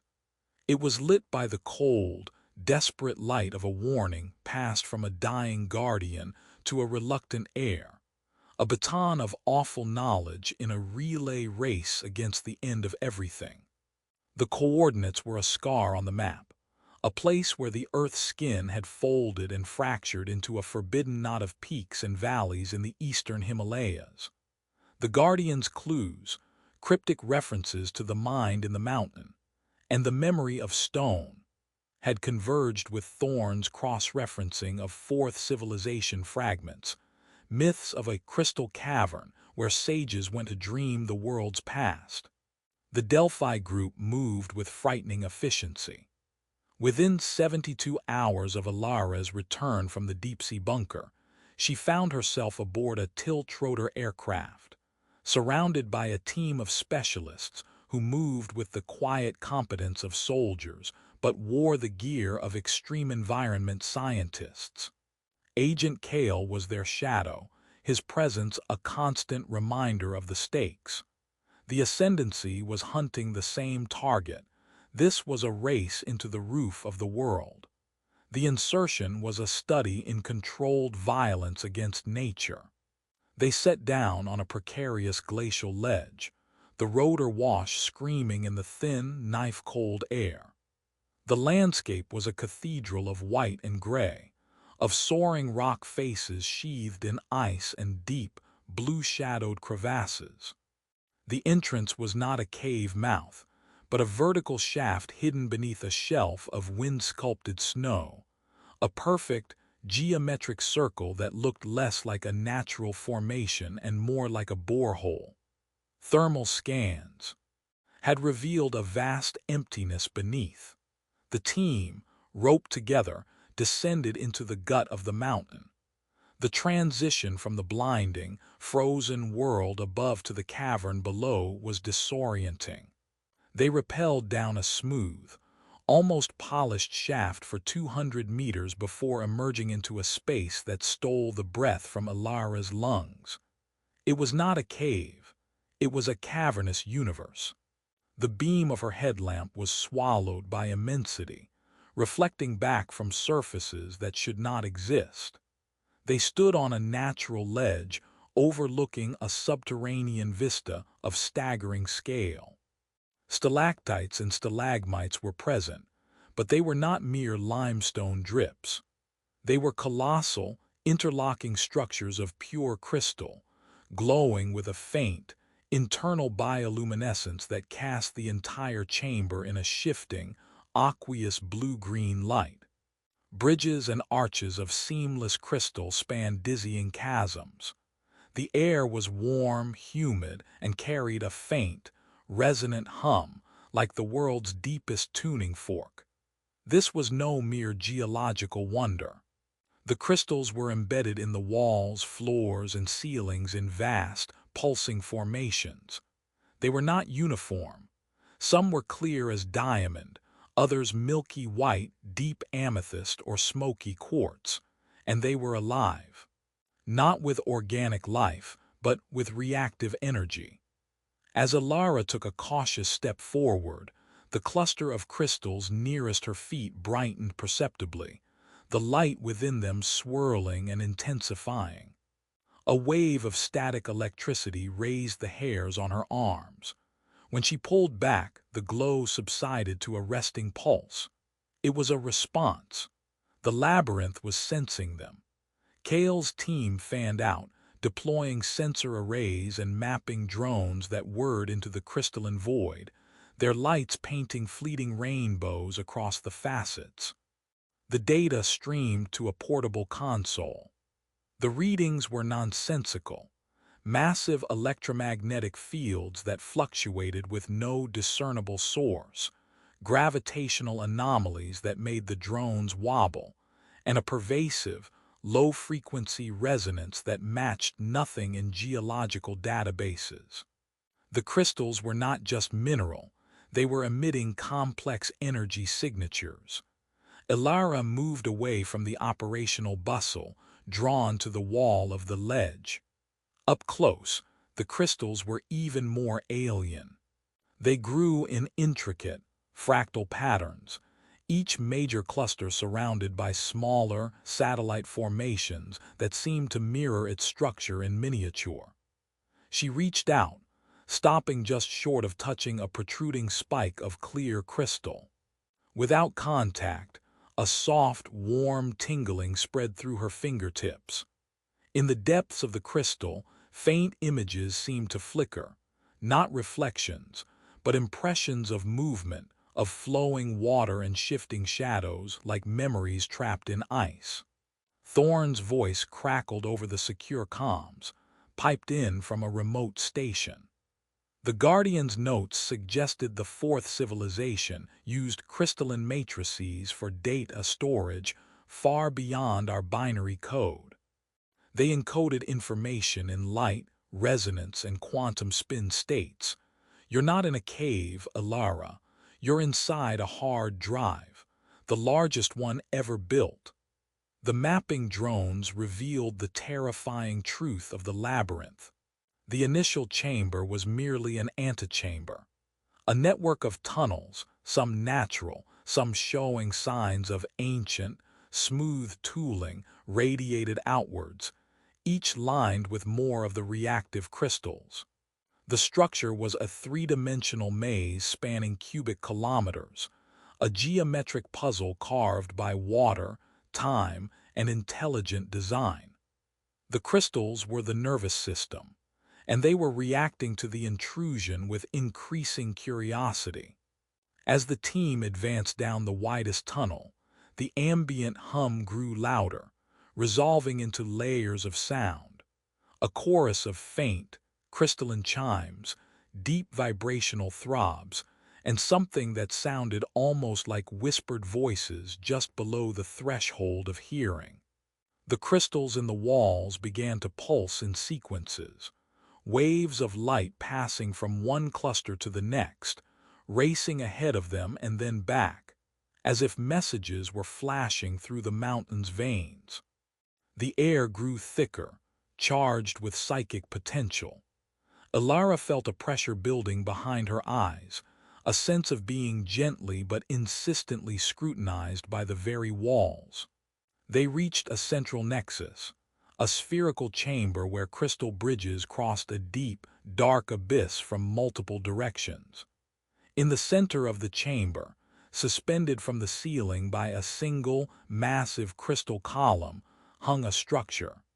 It was not a building, but a complex geodesic orb composed of thousands of interlocking crystal plates, each pulsing with a different rhythmic light. It rotated slowly, silently, and from it emanated the strongest energy signature yet, a beacon of coherent memory. Kale halted the team. That's the source, the primary node. We need to get a scan of its core before we proceed. The ascendancy could be anywhere in this maze. Stay alert.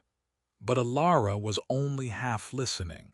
The psychic pressure was now a tangible force. The crystals around her were not just glowing, they were projecting. Without warning, a torrent of sensory data, not images or sounds, but raw, unfiltered experience, flooded into her mind. She saw a city of light, not built but grown, its spires crystalline and singing. She felt the cool, smooth touch of a tool that was also a thought. She tasted knowledge, sharp and sweet. It was overwhelming, beautiful, and terrifyingly alien. It was a greeting or a probe. The Memory Keeper's archive was not a passive record. It was awake and it was reading them. The labyrinth was not a tomb. It was a mind, and they had just stepped into its first, swirling thought. The crystals pulsed in unison, a heartbeat of light in the deep dark, and the hum rose to a welcoming, all-encompassing chord that vibrated in the marrow of their bones. The search was over. They had been found. The flood was not a vision but an immersion. Ilara's consciousness dissolved into a river of pure, unmediated experience.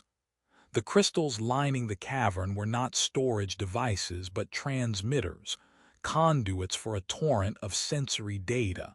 the collective, living memory of the fourth civilization.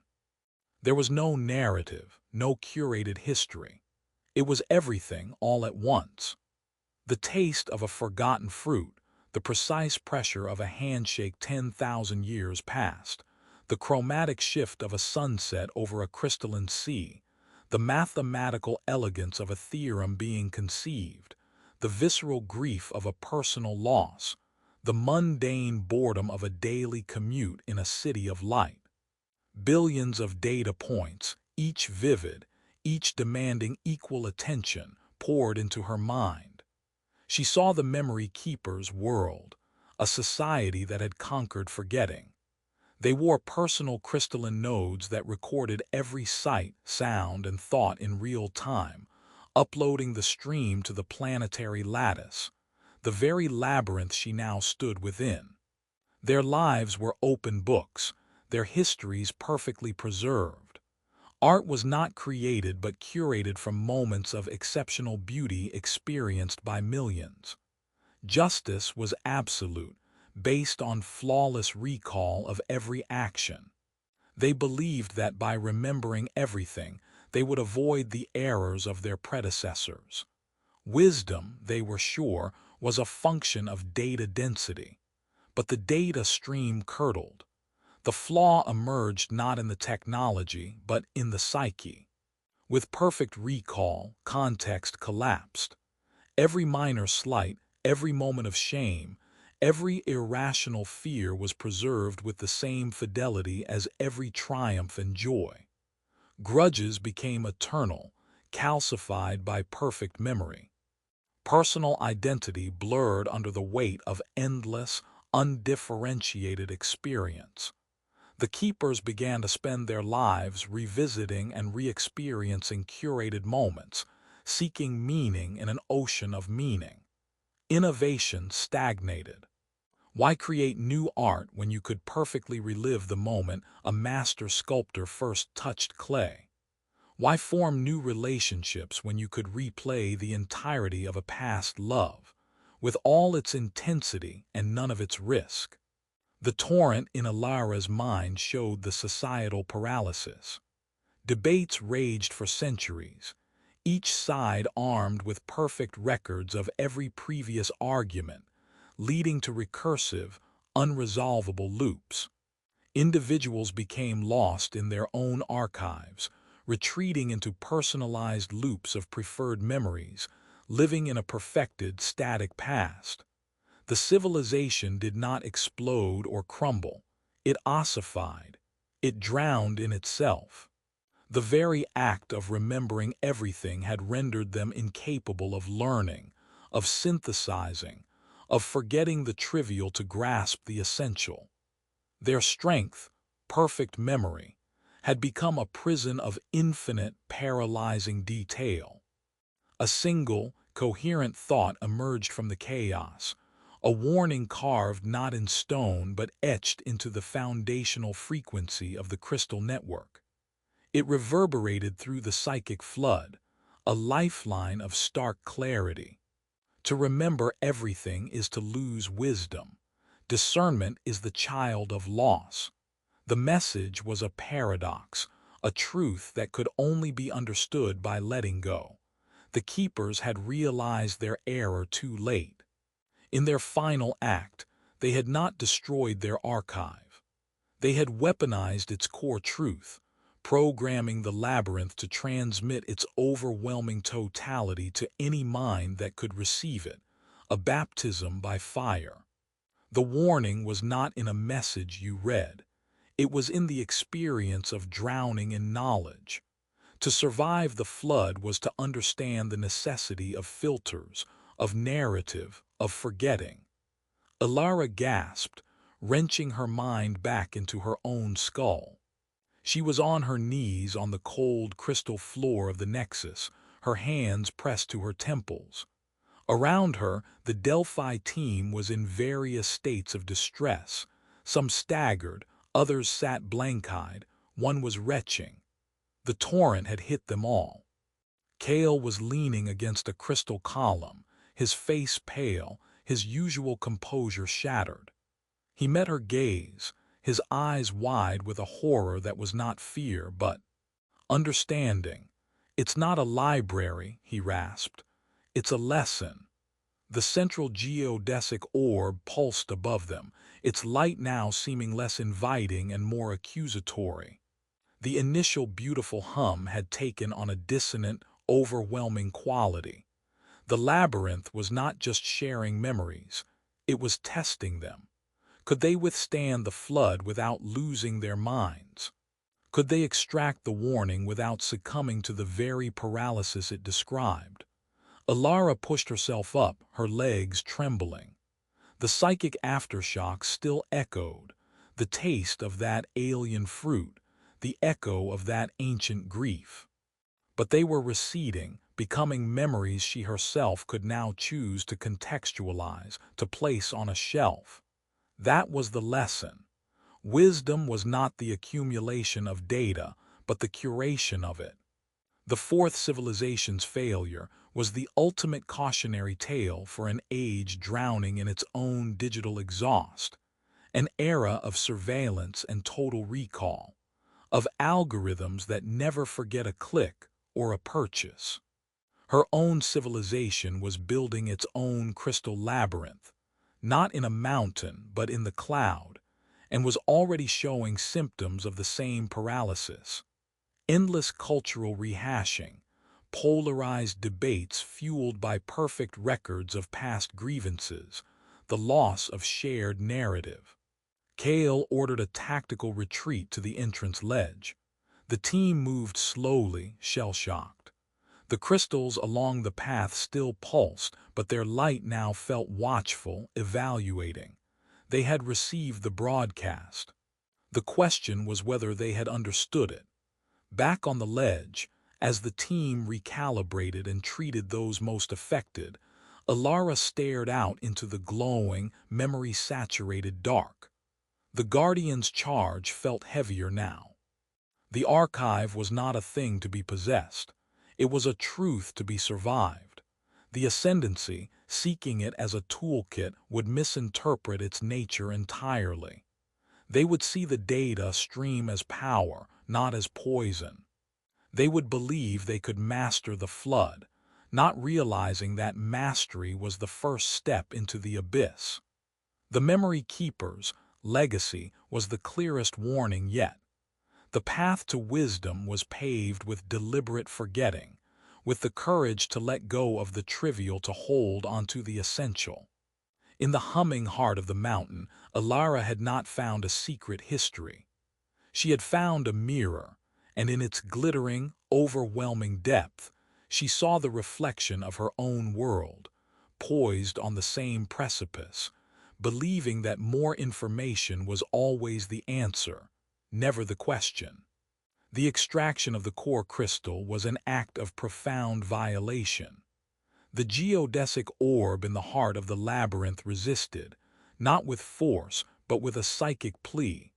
A final, mournful surge of the Memory Keepers, collective consciousness, a sigh of data dying into silence. The Delphi technicians, shielded by dampening fields developed from reverse-engineered Guardian tech, used resonant cutters tuned to the crystal's unique frequency. The sound was not of shattering, but of a chord resolving into a single, flat note. The core, a hexagonal prism the length of a forearm, came free. Its internal light, which had pulsed with the rhythms of a world's memories, dimmed to a faint, steady glow, like an ember in ash. Back at the forward base camp on the glacial ledge, the core was placed inside a shielded containment unit. The atmosphere was one of grim triumph laced with unease. The team had survived the labyrinth's psychic onslaught, but they carried its echoes like tinnitus of the soul. Ilara watched as the unit was loaded onto the tilt-rotor. The mountain's silent, watchful presence, a reminder of the knowledge they had just forcibly weaned from its stone womb.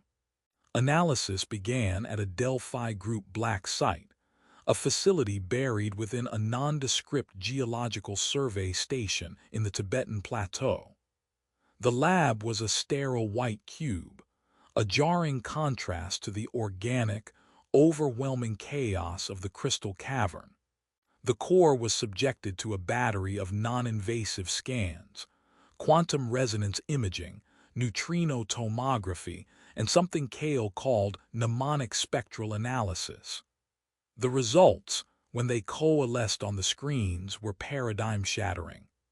The crystal did not store information in any conventional sense. It held experiential templates, complex, resonant patterns that could interact directly with the neural architecture of a sapient mind. More crucially, the data was not merely recorded. It was genetic.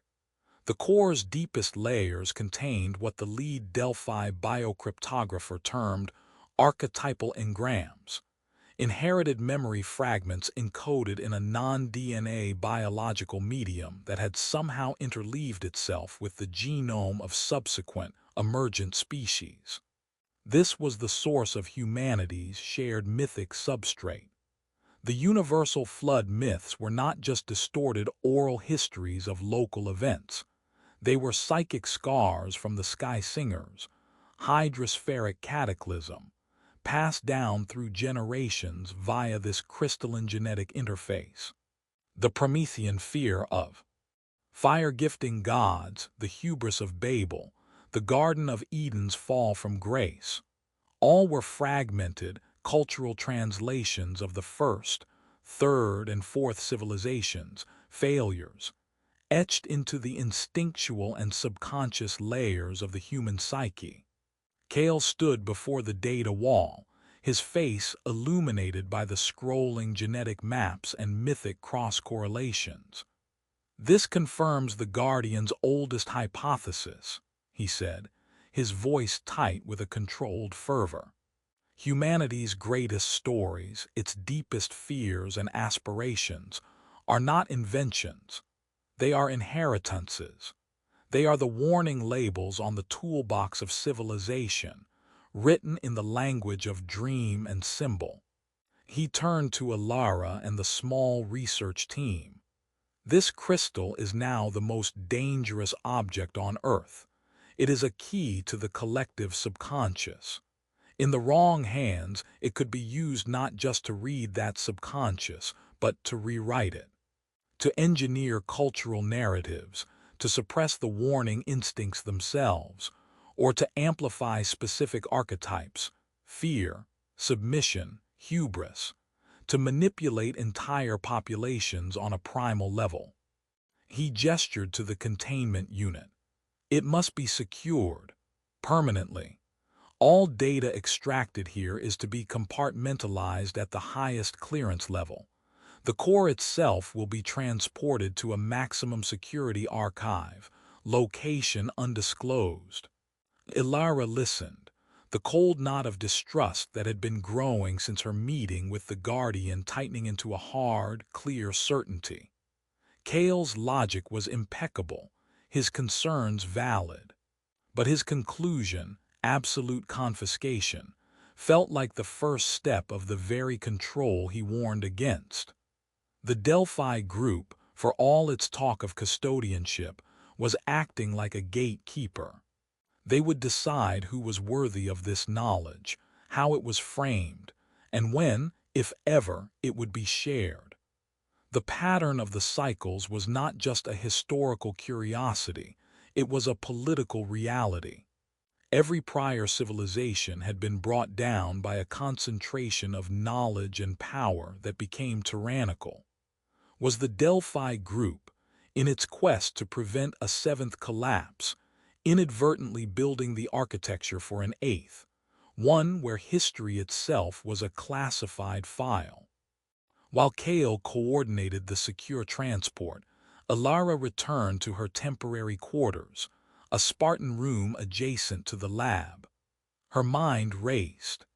The core's data stream, though overwhelming, had been captured in its raw form during the initial extraction phase.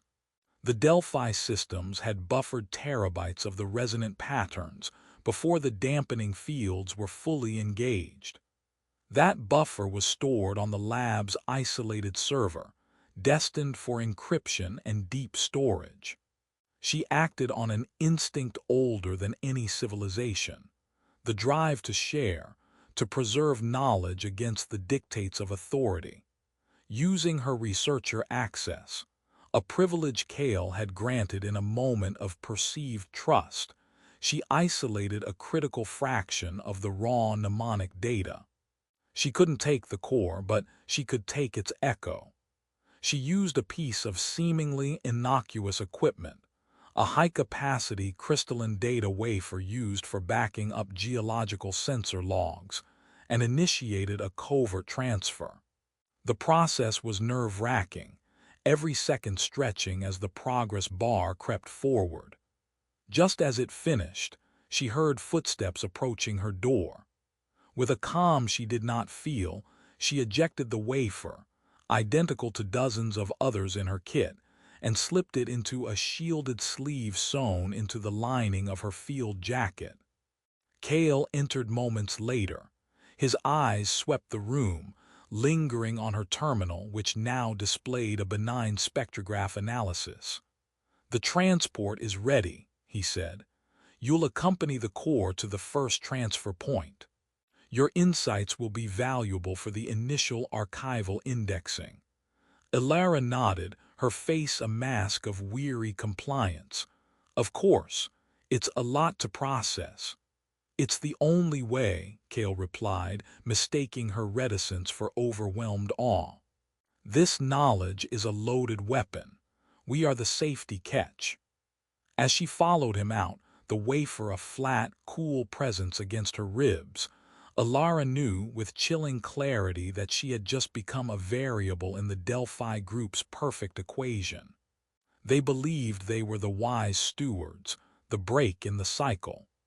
But from where she stood, they looked like the latest iteration of an old pattern, an elite convinced of their own righteous necessity, consolidating the power of the past to control the future. The memory keepers had failed by remembering everything. The Delphi group risked failing by deciding what everyone else was allowed to remember.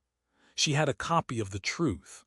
Now she had to decide what to do with it, and who, in a world of fractured archives and guarded secrets, could ever be trusted with a memory that belonged to all of humanity. The fifth case sat with a heavier silence than its predecessors, as if the stone of the vault itself remembered the weight it was about to reveal. The air grew dense, carrying a scent of ozone and ancient dust. Thorne's hands, usually steady, hovered with palpable reluctance over the smooth metallic surface. Ilara felt a corresponding tension in her own muscles, a dread that was less psychic and more visceral, rooted in the very ground beneath her feet. The first four warnings had been of fire, sky, flesh, and memory, catastrophes of energy, cosmos, biology, and mind. The fifth, she sensed, would be of Earth itself. Thorne activated the case. The chime was a deep, tectonic groan, a subsonic vibration felt in the teeth and bones more than heard. The seam glowed with a steady, ochre light, the color of sun-baked clay and rusted iron. The lid withdrew. Inside lay no delicate plates or glowing crystals. Instead, resting on the dark fabric were models, meticulously crafted, palm-sized replicas of structures that made Ilara's breath catch. She recognized them instantly from a lifetime of study, though their context had been utterly wrong. Here was the staggering platform of Baalbek, with its 3 megalithic stones, each weighing over 800 tons. Here was the impossible stonework of Pumapunku, with its H-shaped blocks interlocking with micrometer precision. Here was the foundation of the Giza Plateau, the submerged Yonaguni Monument, the geometric basalt columns of the Giant's Causeway rendered not as natural formations, but as engineered components. Each model was carved from a different type of stone, granite, basalt, andesite, and each thrummed with a faint, resonant energy that echoed the deep hum of the planet. Beside the models lay a single, thick tablet of a dark, dense material that was neither metal nor stone. Its surface was a topographical map of the ancient world, but superimposed over the continents was a glowing latticework of lines connecting the model sites into a perfect, planet-spanning geometric grid. Thorne lifted the tablet. As he placed it on the dais, the ochre light intensified, and the now familiar displacement pulled Alara into the narrative of the fifth civilization, the World Shapers. The vision was one of sublime, geological arrogance. She saw a world not unlike her own, but where the very concept of natural landscape was an affront. The Shapers viewed the planet as an untuned instrument, a lump of potential awaiting their masterful hand. Their cities were not built upon the earth. They were fused with it, grown from manipulated bedrock into soaring, organic forms that made mountains look like rough drafts. But their true masterwork was invisible, a planetary stabilization and energy grid. The megalithic sites represented not temples or tombs, but anchor points, immense geomechanical nodes driven deep into the crust. Using resonant frequencies and technologies that manipulated gravitational and tectonic forces, they sought to eliminate earthquakes, tame volcanoes, and optimize continental drift for ideal climate distribution. They were not harnessing the planet's power like the fire bearers. They were performing surgery on its living body. The vision showed the grid's activation, a moment of triumphant harmony. Seismic activity ceased. Volcanic chains fell silent. Weather patterns became predictable, gentle. The Shapers had achieved a terrestrial utopia, a garden world perfectly managed. Their strength was geomancy, the belief that intelligence could and should impose perfect order upon the chaotic living processes of a planet. Their flaw was one of mechanistic blindness. In their drive for stability, they treated the Earth's tectonic plates as inert slabs to be bolted down, its mantle convection as a simple engine to be regulated. They failed to comprehend the planet as a dynamic, interconnected system, where stress, release, and movement were not flaws but essential functions. The immense geomechanical nodes, designed to dampen seismic energy, instead began to store it. The suppressed tectonic stresses accumulated, building like pressure in a sealed boiler. The grid, meant to distribute force, became a network for concentrating it. The catastrophe was not an explosion, but a recoil. A single node, located at a crucial tectonic boundary, a site that would one day be known as the Pacific Ring of Fire, reached critical stress load. The Shapers' control systems, designed for management, had no protocol for failure because they believed failure was impossible. The node shattered. The released energy was not merely seismic. It was a cascading harmonic failure that raced through the entire planetary grid.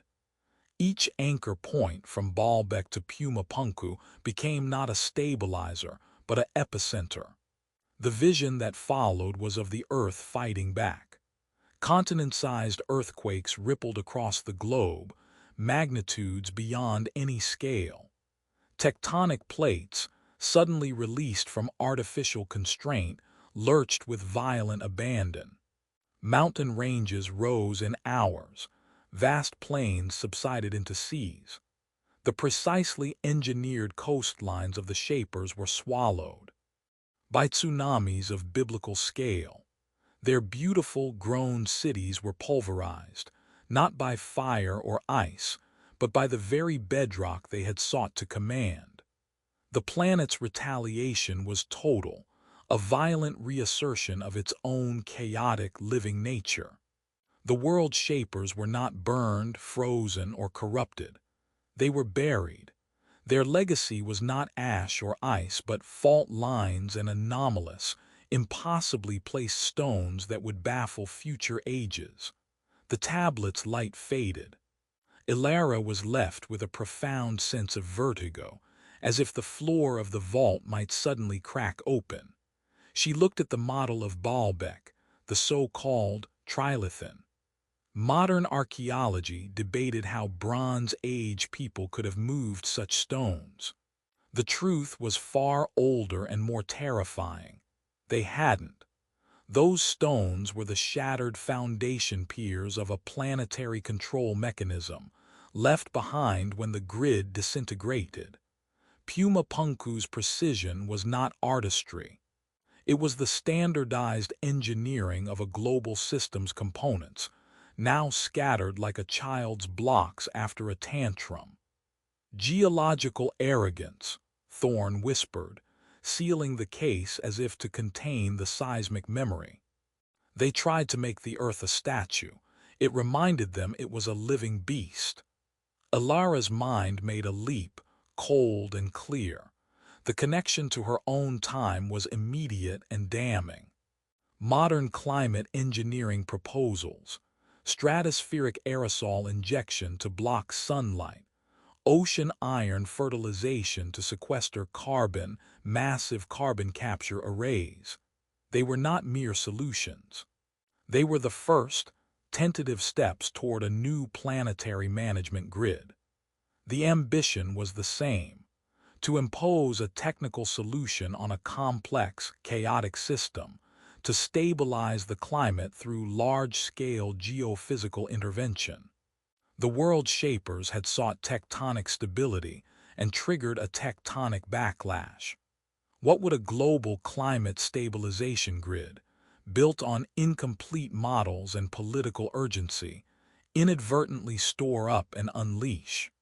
Not earthquakes, perhaps, but atmospheric recoils, oceanic circulation collapses, or biospheric cascades no one had predicted.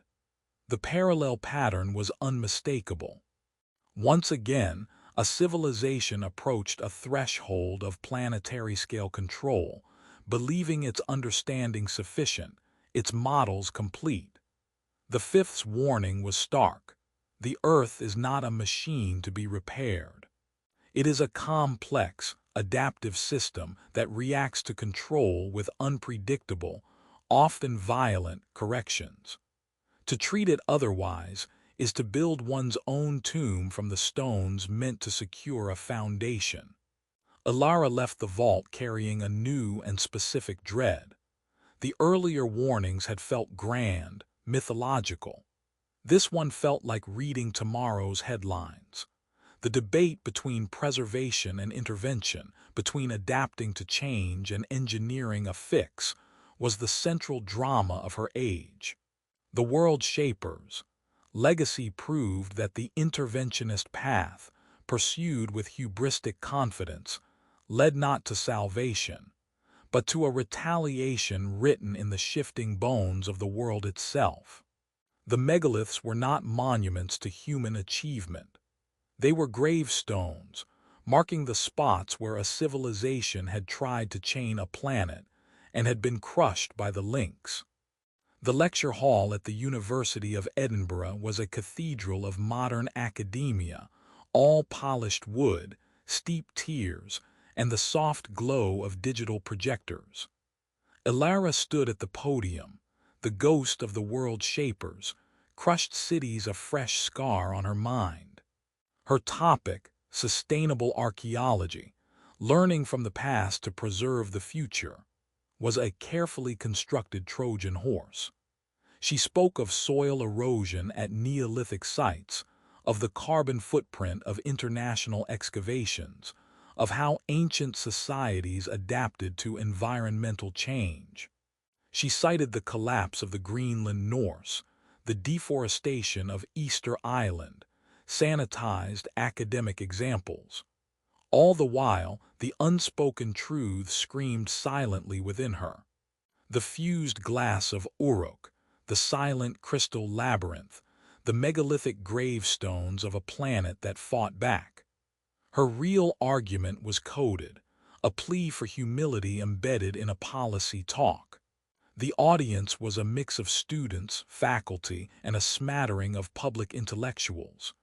In the third row, a man in a dark overcoat sat perfectly still, his eyes never leaving her.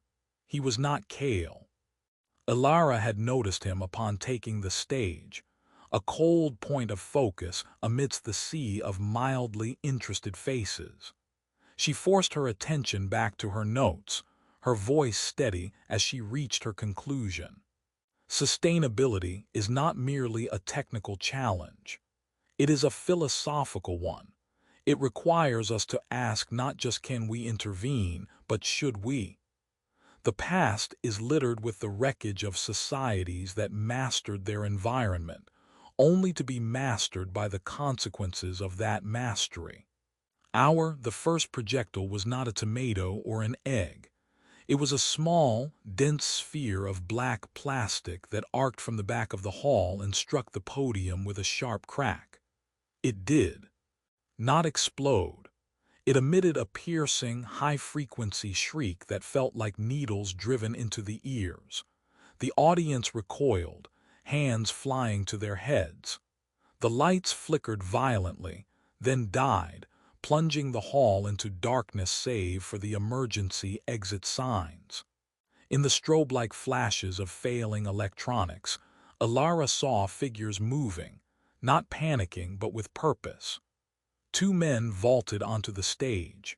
They wore no masks, but their faces were oddly blurred, as if seen through a heat haze, some form of light-bending field.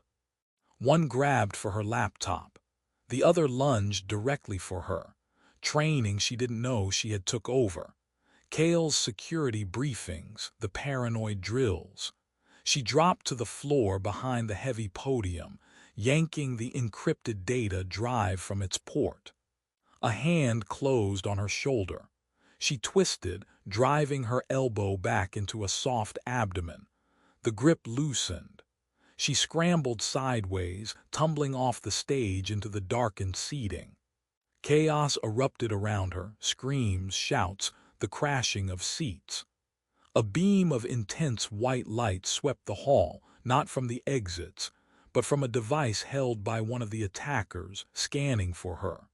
She crouched low, crawling between the rows, her heart a frantic drum against her ribs. The assault lasted less than 90 seconds. By the time university security and local police flooded in with flashlights, the attackers were gone, vanishing into the night as seamlessly as they had appeared. The shrieking device had self-vaporized, leaving only a smear of corrosive residue on the podium. The man in the overcoat in the third row was also gone. Ilara, shaken but physically unharmed, gave a terse statement, claiming it was an anti-science protest, a random act of vandalism. She saw the disbelief in the senior professor's eyes, but he was eager to downplay the incident. The official story would be exactly that. Kale contacted her within the hour, his voice a tight wire of controlled anger over the secure line. They're making their move. The lecture was a test of your visibility and a message. Are you secure? For now, she whispered, clutching the data drive in her trembling hand. They weren't trying to kill me. They were trying to take me. Or this. It's not just you, Kale said, the words dropping like stones. Thorne's archive. We have a breach. The remote Highland monastery had been violated. Kale's security team, stationed on perimeter duty, had been disabled by an aerosolized neuroinhibitor, leaving them conscious but paralyzed for a critical 20-minute window. The intruders had bypassed the main archives, the shelves of mundane artifacts and papers. They went straight for the vault.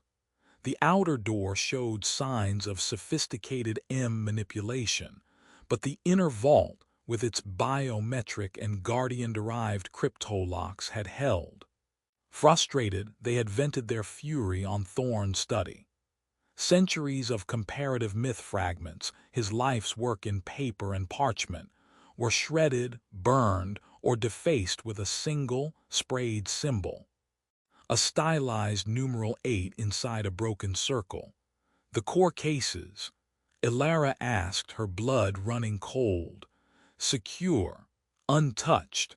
The vault is impervious to anything short of a tactical warhead which would bring the mountain down on it.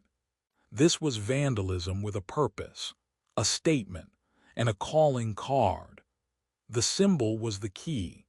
Cross-referencing with intercepted, fragmentary communications from the Ascendancy faction, Delphi analysts had identified a doctrinal split. The mainstream Delphi group, following the Guardians' philosophy, believed in mitigation, in using the warnings to steer the seventh civilization away from the precipice. The Ascendancy, a radical cell that had infiltrated Delphi's lower echelons, believed the cyclical collapses were not failures, but evolutionary engines. They argued that each unmaking pruned the weak and forced a leap in consciousness and capability in the survivors. The seventh, in their view, was stagnant, decadent, clinging to a broken model. A controlled, directed collapse, triggered by manipulating one of the modern parallels to the ancient flaws, was necessary to burn away the chaff and birth a harder, wiser, transcendent eighth age. They saw themselves not as destroyers but as midwives to a new humanity. Ilara was now a prime target, not for elimination but for recruitment or coercion. She had touched the primary sources. She had survived the labyrinth's flood. She understood the pattern intuitively. To the Ascendancy, she was a resource, a key to pinpointing the precise pressure points in modern civilization that, if pushed, could replicate a controlled version of an ancient collapse. Her public lecture on sustainability, with its subtle warnings against hubristic intervention, had marked her as an ideological opponent. The attack was a demonstration. They could reach her anywhere. The vandalism at Thorne's was a warning. They knew the sources of her knowledge. Kale's voice was grim. "You're being pulled off all public-facing work, effective immediately.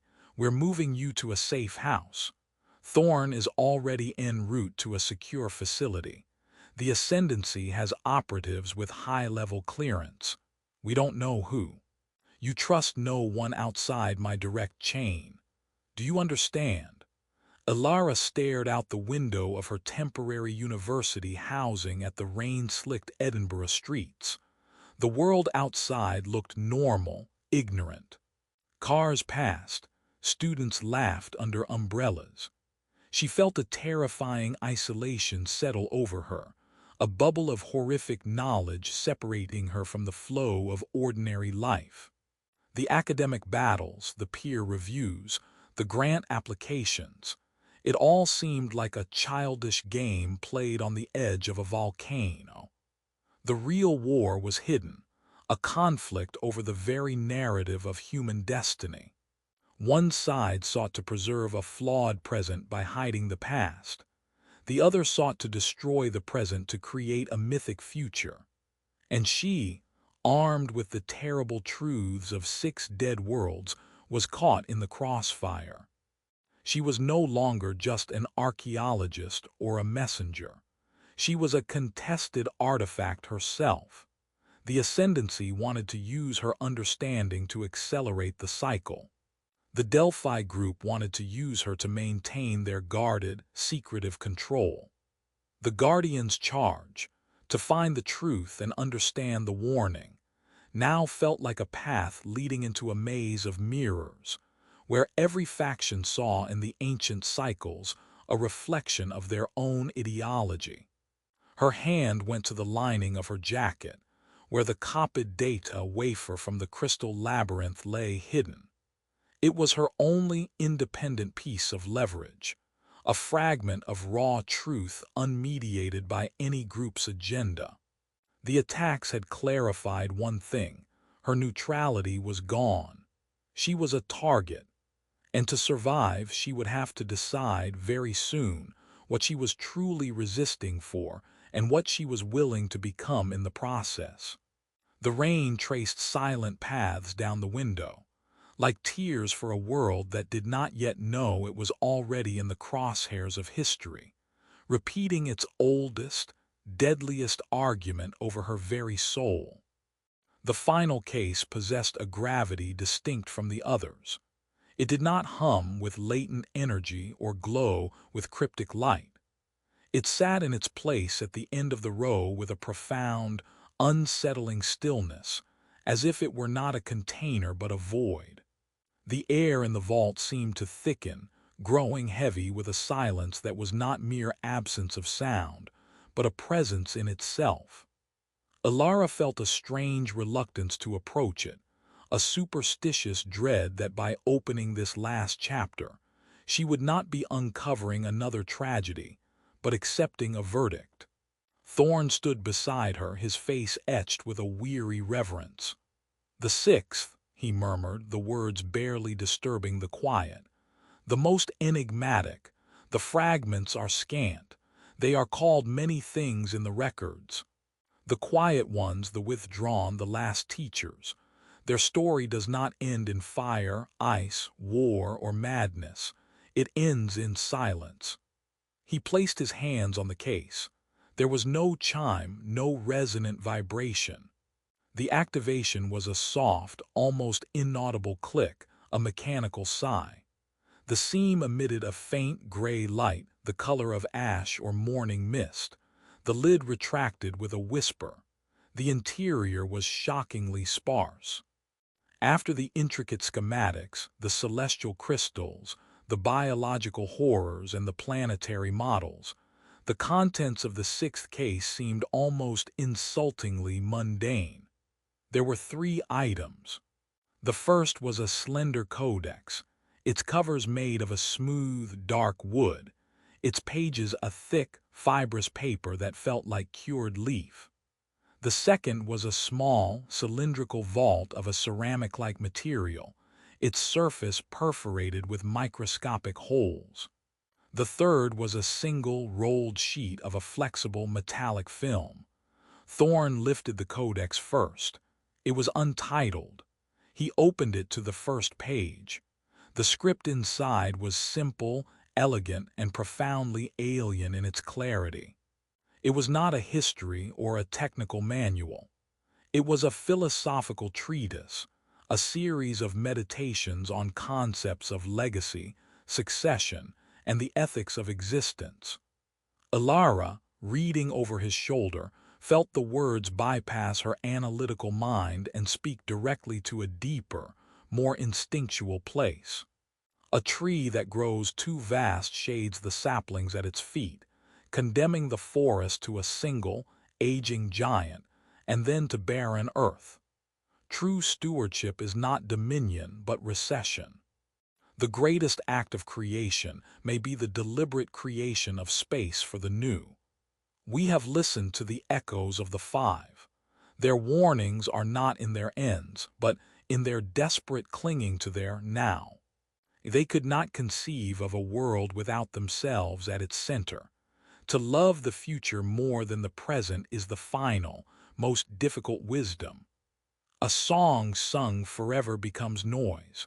A story never ended becomes a prison. All things have their season, and the season of our thought is complete. The text continued in this vein, not mournful, but serene, resolved.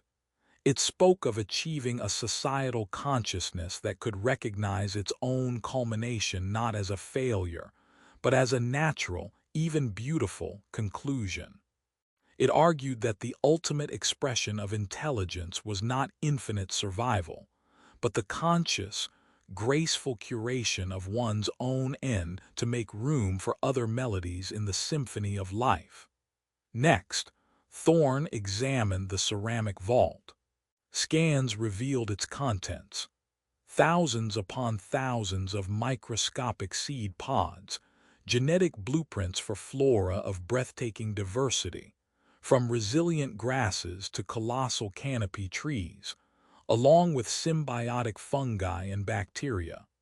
It was not a survival kit for the sixth. It was a legacy gift, a starter culture for a biosphere, carefully curated to be robust, adaptable, and independent. A garden to be planted after the gardeners had departed. Finally, he unrolled the metallic sheet. It was a schematic, but not for a machine or a city. It was a cross-section of a planetary crust, showing networks of simple, sustainable subsurface habitats, not vast complexes, but modest, sealed biospheres capable of supporting a small population for a limited time. Beside them were diagrams for low-impact geothermal heat taps and closed-loop life support. The notation indicated these were not permanent homes, but transitional shelters, places to wait out a period of surface instability. The purpose was not to dominate the planet, but to gently step aside from its surface for a time. As Alara absorbed the implications, the gray light from the case coalesced, not into a violent vision, but into a gentle, pervasive understanding. The story of the sixth unfolded not as a sensory flood, but as a quiet revelation. She saw their world. It was not a paradise of staggering technology, though their understanding was deep. Their cities were modest, integrated into landscapes that were wild and thriving. They had learned the lessons of the five. They had harnessed energy cleanly, healed their planet's scars, and achieved a stable, harmonious existence. They faced no impending cataclysm, no internal rot. They had reached a sustainable, peaceful plateau, and they chose to leave it. The revelation was the most chilling of all. The Silent Ones had encountered the same precipice as the others, the point where a civilization's core strength threatens to become its fossilizing agent. Their strength was wisdom, harmony, and foresight. They saw the pattern with perfect clarity. They understood that to remain, to continue their peaceful, eternal stewardship, would inevitably lead to a different kind of failure. Stagnation, the slow death of curiosity, and the unconscious suppression of new, unpredictable forms of life and mind that might emerge in their shadow. They saw themselves as the final, careful cultivators of a garden, and a good cultivator knows when the garden must be allowed to grow wild. Their dissolution was voluntary, deliberate, and total. They used their subsurface habitats not as arks for their own survival, but as decompression chambers. They entered them, engaged in a final, communal act of meditation and memory preservation, and then, over generations, allowed their population to gently decline through non-reproduction, guided by a shared cultural acceptance. They did not die out in despair. They concluded. They left their surface world empty, their tools biodegradable, their cities designed to gracefully crumble back into the earth. They left only the seed vault, the philosophy, and the schematics, not instructions for how to be them, but tools and ideas for whatever might come next.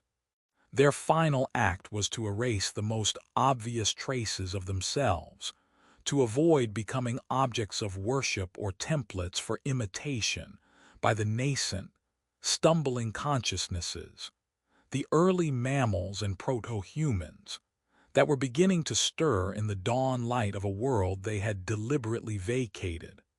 The gray light faded, leaving the stark truth hanging in the air. The warning of the sixth was not a shout of alarm. It was a whisper of abdication.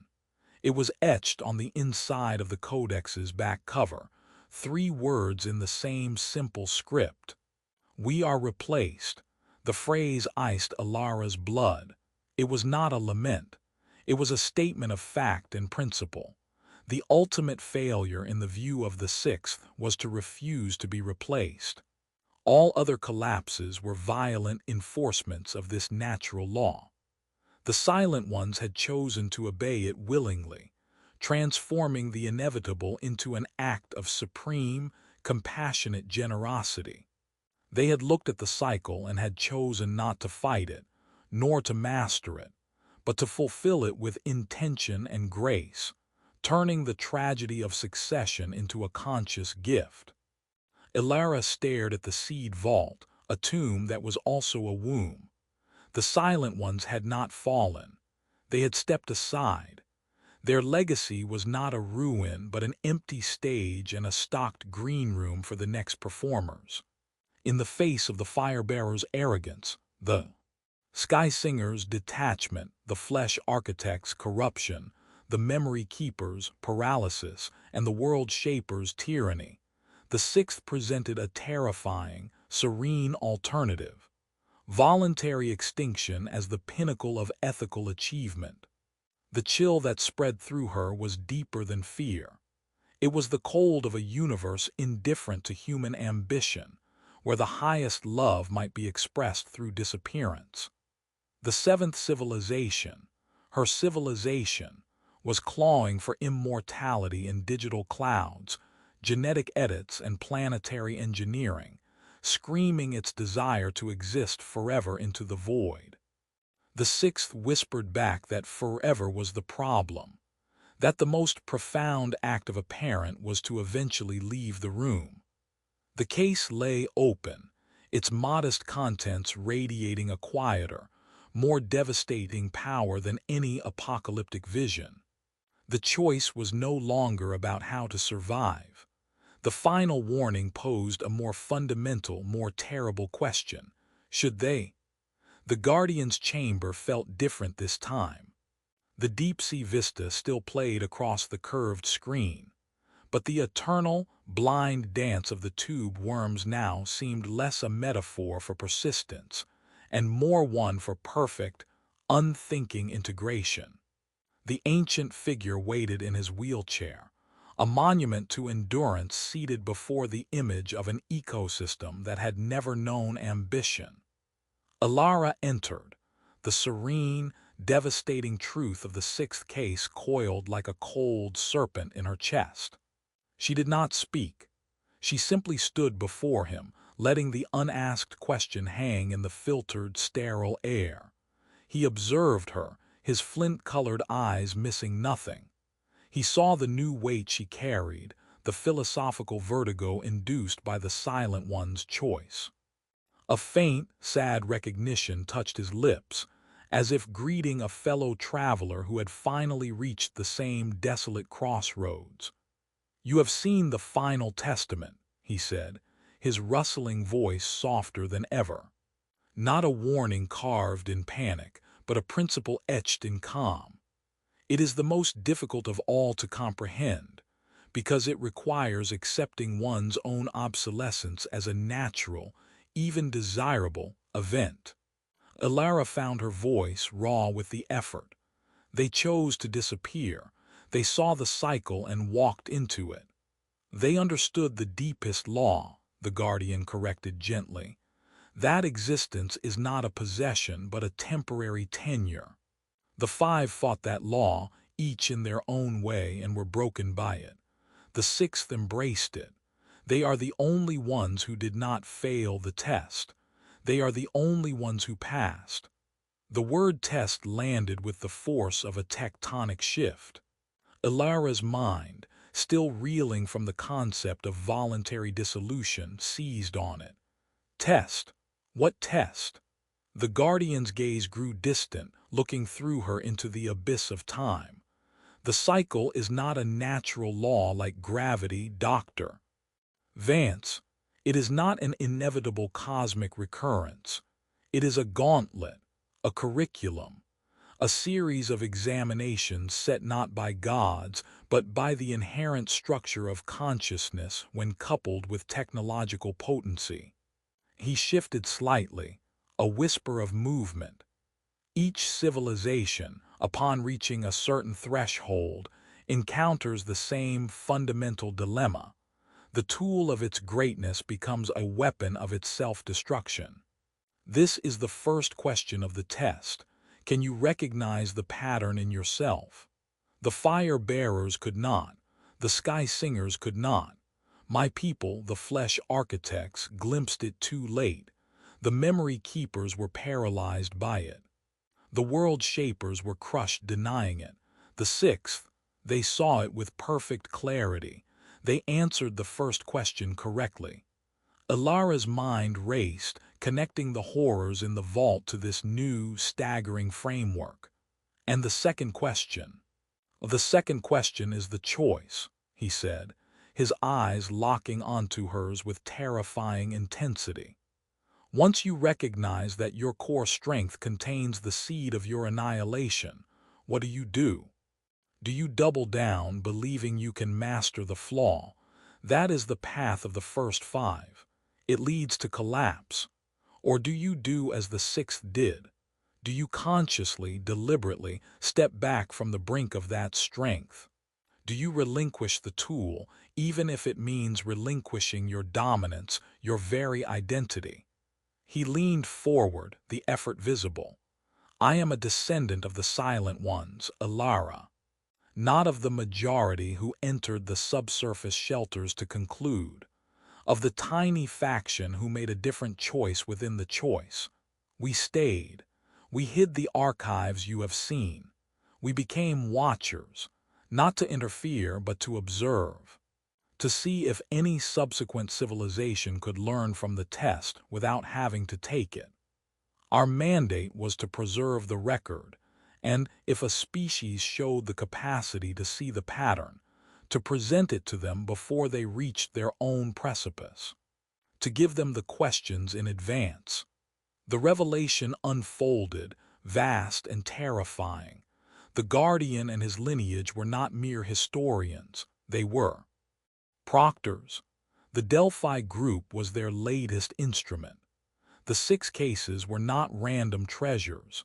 They were a standardized examination packet, delivered when a culture reached a certain stage of technological adolescence. The 7th civilization, your age, is now in the examination hall, the guardian whispered, the words dropping like stones into the silent room. You have been presented with the warnings. You have access to the records of the 6 prior answers. The test is happening now. The first question is before you. Can you see the pattern in your own tools? In your networked information, your genetic editing, your climate engineering, your dreams of digital immortality? Can you see that each is a potential fire-bearer's tap or flesh architect's scalpel? Ilara felt the world narrow to the space between them. The political maneuvering with Kale, the ascendancy's violent accelerationism, the academic debates, all of it was noise. This was the signal. Humanity was being graded and they were failing in real time. And the second question, she breathed. You are failing that as well, he said, a profound grief infusing his words. The answer to the second question is not a dramatic relinquishment of all technology. It is the conscious, ethical governance of your core strengths. It is the humility to not build the planetary grid because you understand the world shaper's error. It is the wisdom to limit genetic editing because you remember the corruption of the flesh. It is the courage to forget, to curate, to allow for ignorance, because you felt the memory keeper's paralysis. Your civilization is doing the opposite. You are accelerating, you are building the grid, you are editing the genome, you are recording everything. You are repeating the old answers, expecting a different outcome. You are, in the parlance of your own philosophers, failing the test. The finality in his voice was absolute. It was not the prophecy of a mystic, but the clinical diagnosis of an examiner who had seen this script play out 6 times before. The cycle was not fate. It was the repeated failure of an intelligence test. What happens if we fail? Alara asked, though she knew the answer from the vault. What always happens, the Guardian said, his eyes drifting back to the deep-sea screen. The strength becomes the flaw. The tool becomes the weapon. A collapse tailored to your specific genius. Perhaps a climate feedback loop from well-intentioned geoengineering. Perhaps a societal schism between genetically enhanced and natural humans. Perhaps a psychic fracture from immersive digital hive minds. The form is irrelevant. The result is the same: unmasking. And then after the silence, the slow stirrings of the eighth. The test resets. The proctors, what remains of my line, preserve the records. We wait. The burden that settled on Alara was cosmic. It was no longer about saving the world from a secret history. It was about convincing an entire, arrogant, fragmented civilization that it was sitting for an exam it didn't know existed, and that it was currently writing the wrong answers with every headline, every breakthrough, every arrogant declaration of mastery. Why tell me this? Her voice was a thread. If we're failing, what difference can I make? For the first time, a flicker of something like hope, fragile and ancient, appeared in the Guardian's weathered face. Because you have seen the pattern. You have answered the first question correctly. You are the first in your age to do so. That makes you an anomaly in the data, a potential vector for a different outcome. The test is not for the civilization as a monolithic entity. It is for the consciousness within it. If enough individual minds comprehend the questions, the collective answer can change. The sixth proved that a conscious choice is possible. My ancestors believed that by preserving the test, they might one day enable a civilization to pass it without first being destroyed by it. You are that possibility. Faint, but non-zero. He sagged back, the brief intensity exhausting him. My role is ending. I have presented the test. The grading is now in progress. The ascendancy faction are those who have seen the pattern but chosen the oldest, darkest answer. To force the collapse, to be the architects of the unmasking, believing it will grant them a place in the next world. They are not innovators. They are reactionaries, repeating the violence of the cycle in miniature. You must stop them, not because they will end the world. The world will end if the test is failed regardless, but because their success would guarantee the failure and rob your species of any chance to choose a different answer. He waved a frail hand, a gesture of dismissal and benediction. Go, you have the questions, you know the failing grade. The final proctor is stepping away. The answer sheet is now yours to complete for good or ill. The seventh question hangs in the air. Will you be the pinnacle or just the next chapter? The silence that follows depends entirely on your reply. The interview was over. Ilara left the chamber, the deep-sea gloom swallowing the ancient watcher behind her. The philosophical chill of the sixth choice was now overlaid with the terrifying urgency of an active examination. Humanity was not doomed by a prophecy. It was failing an intelligence test administered by the universe itself, and the clock was running out. She carried no artifact, no crystal core. She carried the test itself, etched into her mind. And the first step was not to teach the answers, but to make a screaming, fractious world understand that it was already in the examination hall, and that it was currently, diligently, writing its own obituary in the margin. The plan was called the catalyst, a term of chilling, surgical optimism. Intelligence, painstakingly pieced together from intercepted ascendancy chatter and forensic traces left at Thorne's archive, revealed its grim outline. The rival faction, led by the charismatic and ruthlessly logical Dr. Mara Seelas, believed the seventh civilization's test was already failed.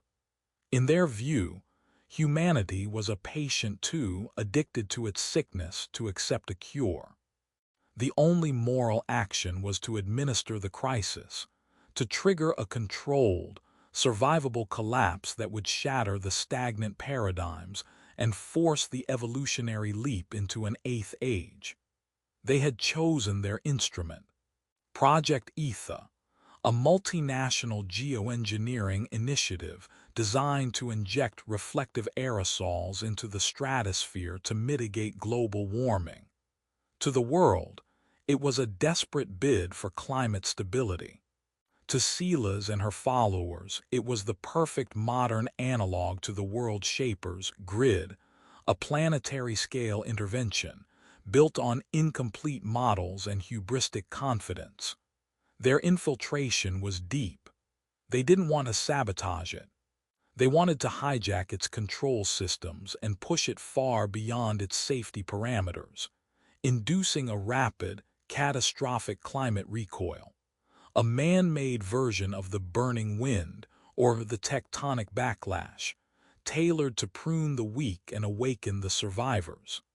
Ilara, Kale, and Thorne raced against a clock ticking in secret server rooms. They were in a Delphi safe house, a bland apartment in Zurich with bulletproof windows and walls lined with signal scrambling mesh. Maps and data streams glowed on every screen. Thorne, looking frailer than ever, cross-referenced ascendancy doctrinal texts with the geological records of the fifth civilization's collapse, trying to predict the precise stress point Seelas would target. Kale coordinated a bare-bones, trusted strike team, purged of anyone with even a hint of dual loyalty. The atmosphere was one of brittle tension. They were no longer just preserving secrets. They were attempting emergency surgery on the present, using scalpels honed on ancient bones. Ilara's role was that of the pattern reader. She stared at the schematics of Project Ether's global network, the launch platforms, the aerosol dispersion algorithms, the climate feedback monitoring systems. She superimposed them mentally over the World Shaper's planetary grid model from the fifth case. The parallels were not exact, but the archetype was identical, a technological web over the living Earth, managed by a central intelligence believing its models were complete. Seelas would aim for the harmonic failure point, not a simple overload but a cascade. She would use the aerosol injection not to cool, but to create a severe, asymmetric temperature differential between hemispheres, disrupting jet streams, monsoons, and ocean currents with calculated malice. The goal was a chain reaction of agricultural collapse, mass migration, and systemic failure, a controlled unraveling of the global order. "She's not at the primary command center in Geneva," Kale announced, his eyes glued to a real-time surveillance feed. "The official site is a facade. Our signals intelligence has triangulated the actual control node. It's a hardened auxiliary facility built into a decommissioned missile silo in the Norwegian Svalbard archipelago. Remote, defensible, and sitting on a major data trunk line for Arctic climate sensors. She's plugged into the planet's nervous system. The decision was instantaneous. They had to move. Commercial travel was impossible. The Ascendancy would be watching all ports. A Delphi stealth aircraft, a needle-nosed thing with radar-absorbent skin, was scrambled from a hidden hangar in the Alps. The flight north was a silent, tense affair, the cabin lit only by the glow of tactical displays. Below, the lights of civilization sprawled, ignorant and warm. Alara watched them recede, thinking of the silent one's serene departure. This would not be serene. This would be violent, chaotic, and born of the very arrogance the Sixth had transcended. They set down on a barren, wind-scoured plateau under the eerie, perpetual twilight of the Arctic summer. The silo entrance was a concrete blister half buried in permafrost, disguised as a geological survey station. Kale's team moved with lethal grace, neutralizing the two perimeter guards with non-lethal pulses before they could raise an alarm. The entrance blast door had been bypassed, its locks fused open by earlier Ascendancy operatives.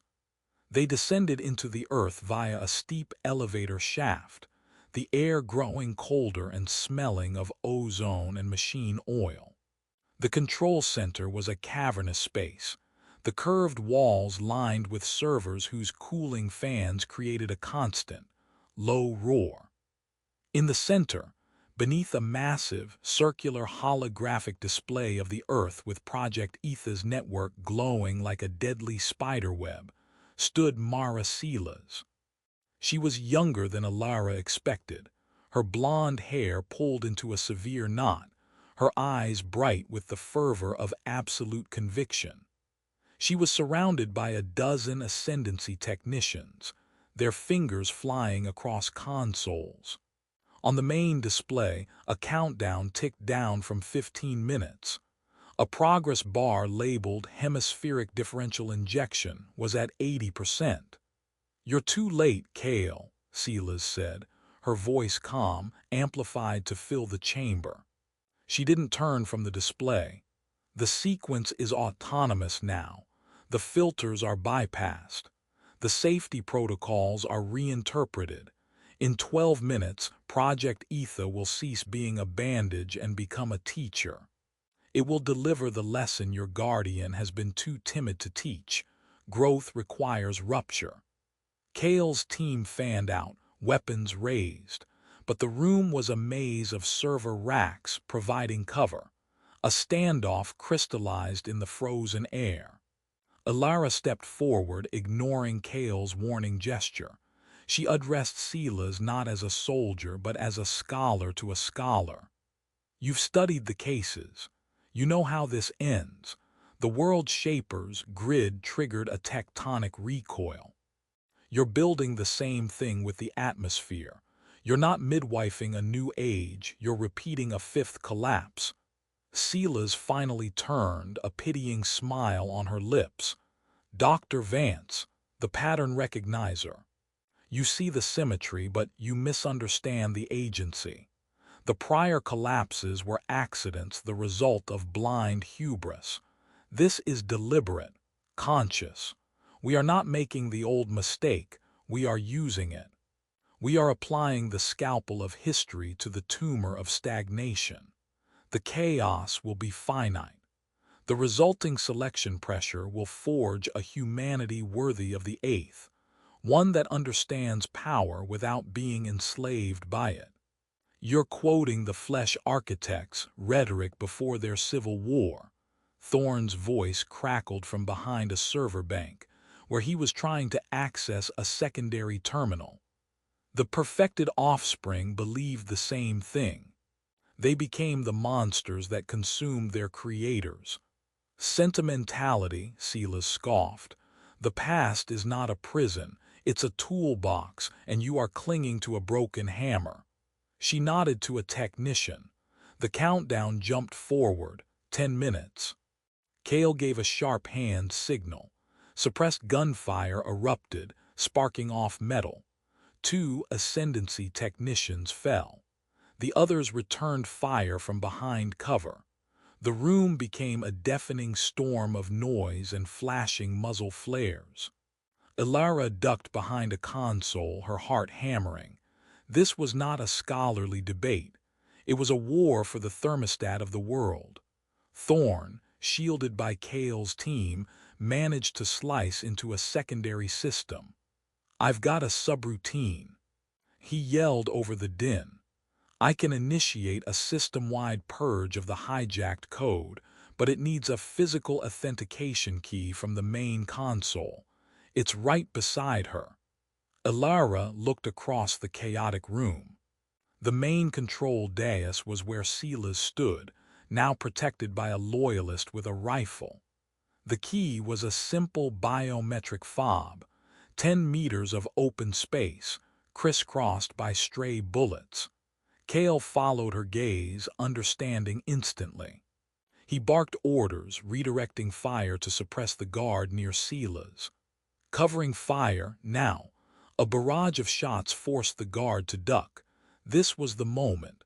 Ilara didn't think. She ran, head down, weaving between server racks. A bullet whined past her ear, sparking off a server casing. Another tore through the sleeve of her jacket. The world narrowed to the dais, to the glowing fob, to Silas's widening eyes of outrage. She lunged the final few feet, her hand closing around the fob just as Silas turned, not with a weapon, but with a desperate clawing grab for her wrist. They struggled, a silent, graceless dance amid the holographic image of the poised earth. Ilara was not a fighter, but her grip was fueled by the memory of 6 dead worlds.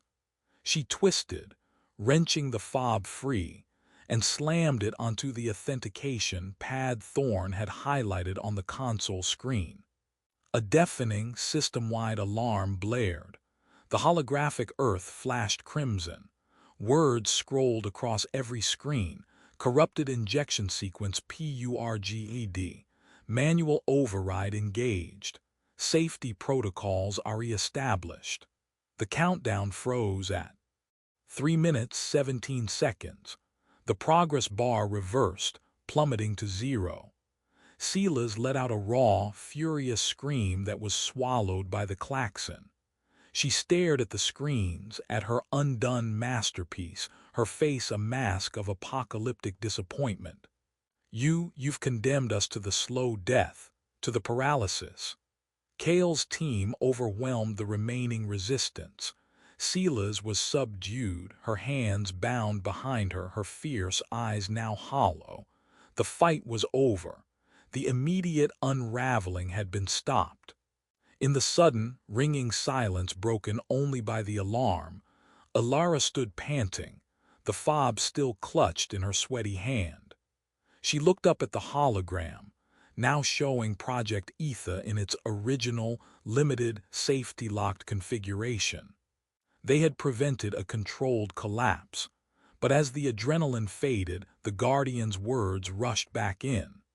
They had averted one specific, violent answer to the test, but the test itself, the examination of a civilization hurtling toward its precipice, armed with the tools of its own destruction, was still very much in session. They had stopped a single student from setting the school on fire. The greater failure of the class remained, unaddressed and accelerating. The confrontation in the frozen silo was not a victory, it was an intermission. And the next act, Ilara knew with a cold certainty, would be played out on a far wider and far less controllable stage. The silence after the storm was a hollow, echoing thing. The Svalbard Control Center, now secured by a mix of Delphi agents and hastily summoned Norwegian special forces, hummed with the low-grade anxiety of a narrowly averted catastrophe. Mara Silas, her fierce conviction extinguished, was led away, her final whispered curse, "You've only postponed the inevitable," hanging in the chilled air like frozen breath. The technicians, both Ascendancy and duped Project Ether staff, were detained for debriefing. The immediate threat was neutralized, But as Ilara stood amidst the blinking consoles and the now benign hologram of Earth, she felt no triumph, only a profound, widening dread. The crisis had laid bare the trajectory.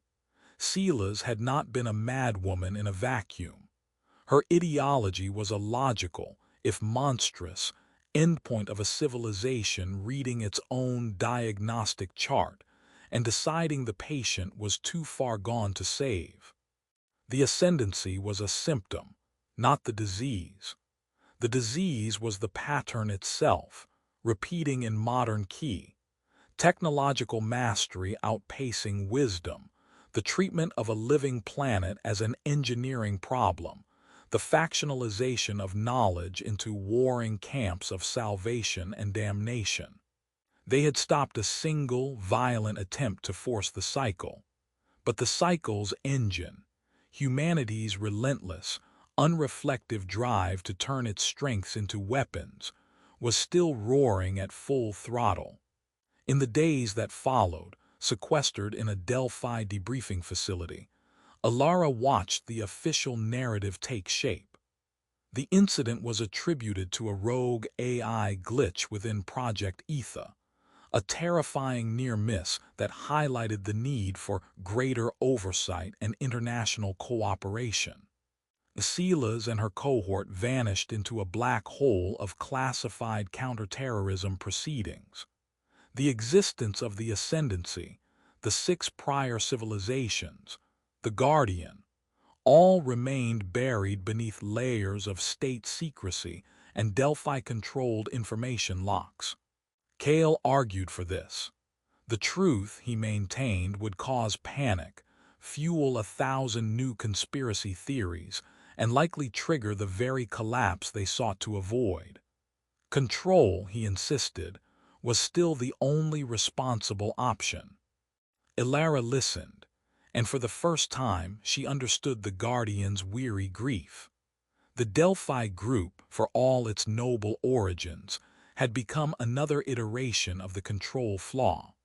They were the memory keepers, deciding what the world was allowed to remember. They were the world shapers, trying to stabilize a complex system by imposing their own secret order. They were failing the test by refusing to administer it openly. She made her decision alone, in the sterile quiet of her quarters. She still possessed the copied data wafer from the crystal labyrinth, a raw, unmediated fragment of the memory keeper's flood. It was not the whole truth, but it was a key. And she had the testimony of her own experience, the patterns etched into her mind from 6 open graves. Kale's control was based on secrecy. The only way to break that control, to truly present the test to the civilization being tested, was to step into the light. Using backchannels Thorne had established over a lifetime of fringe research, bypassing all Delphi protocols, she sent a single, encrypted packet to a trusted, discreet contact at the United Nations Office of the Secretary General. It contained no apocalyptic prophecies, no demands. It contained a request for a hearing before a specially convened closed session of the Security Council and select members of the General Assembly. The subject, archaeological, evidence for long-term civilizational trajectories and contemporary risk assessment. The attached credentials, her PhD, her Uruk discovery, even the sanitized version of the Project Ether intervention, were enough to grant her a slim, skeptical audience. 2 weeks later, she stood in the cavernous, silent hall of the United Nations General Assembly. The room was not full, but the representatives present were the ones that mattered.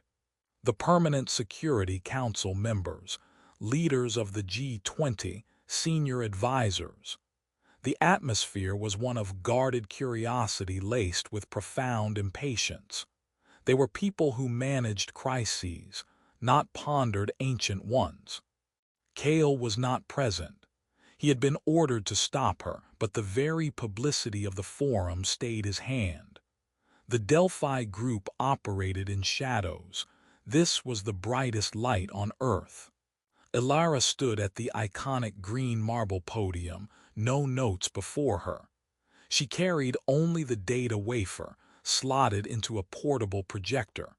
She did not begin with a compelling hook about doom. She began with a question. What is the lifespan of a civilization? She let the silence stretch, her eyes scanning the faces before her. Statesmen, scientists, diplomats, all embodiments of the seventh's fragmented, brilliant, anxious power.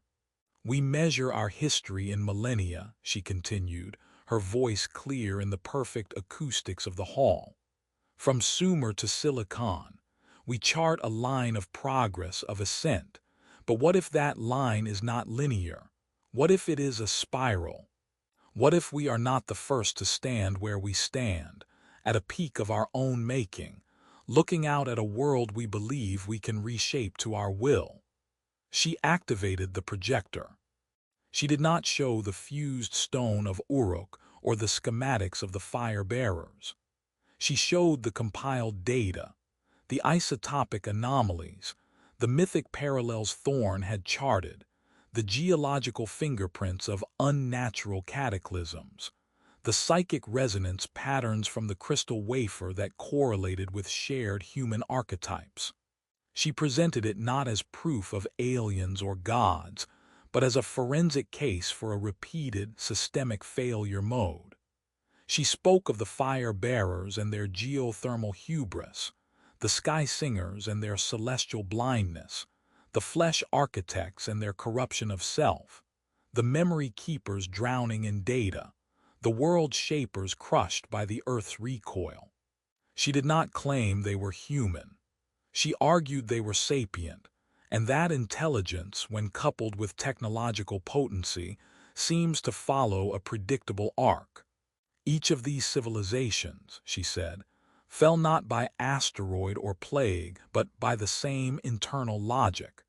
Their greatest strength became their fatal flaw.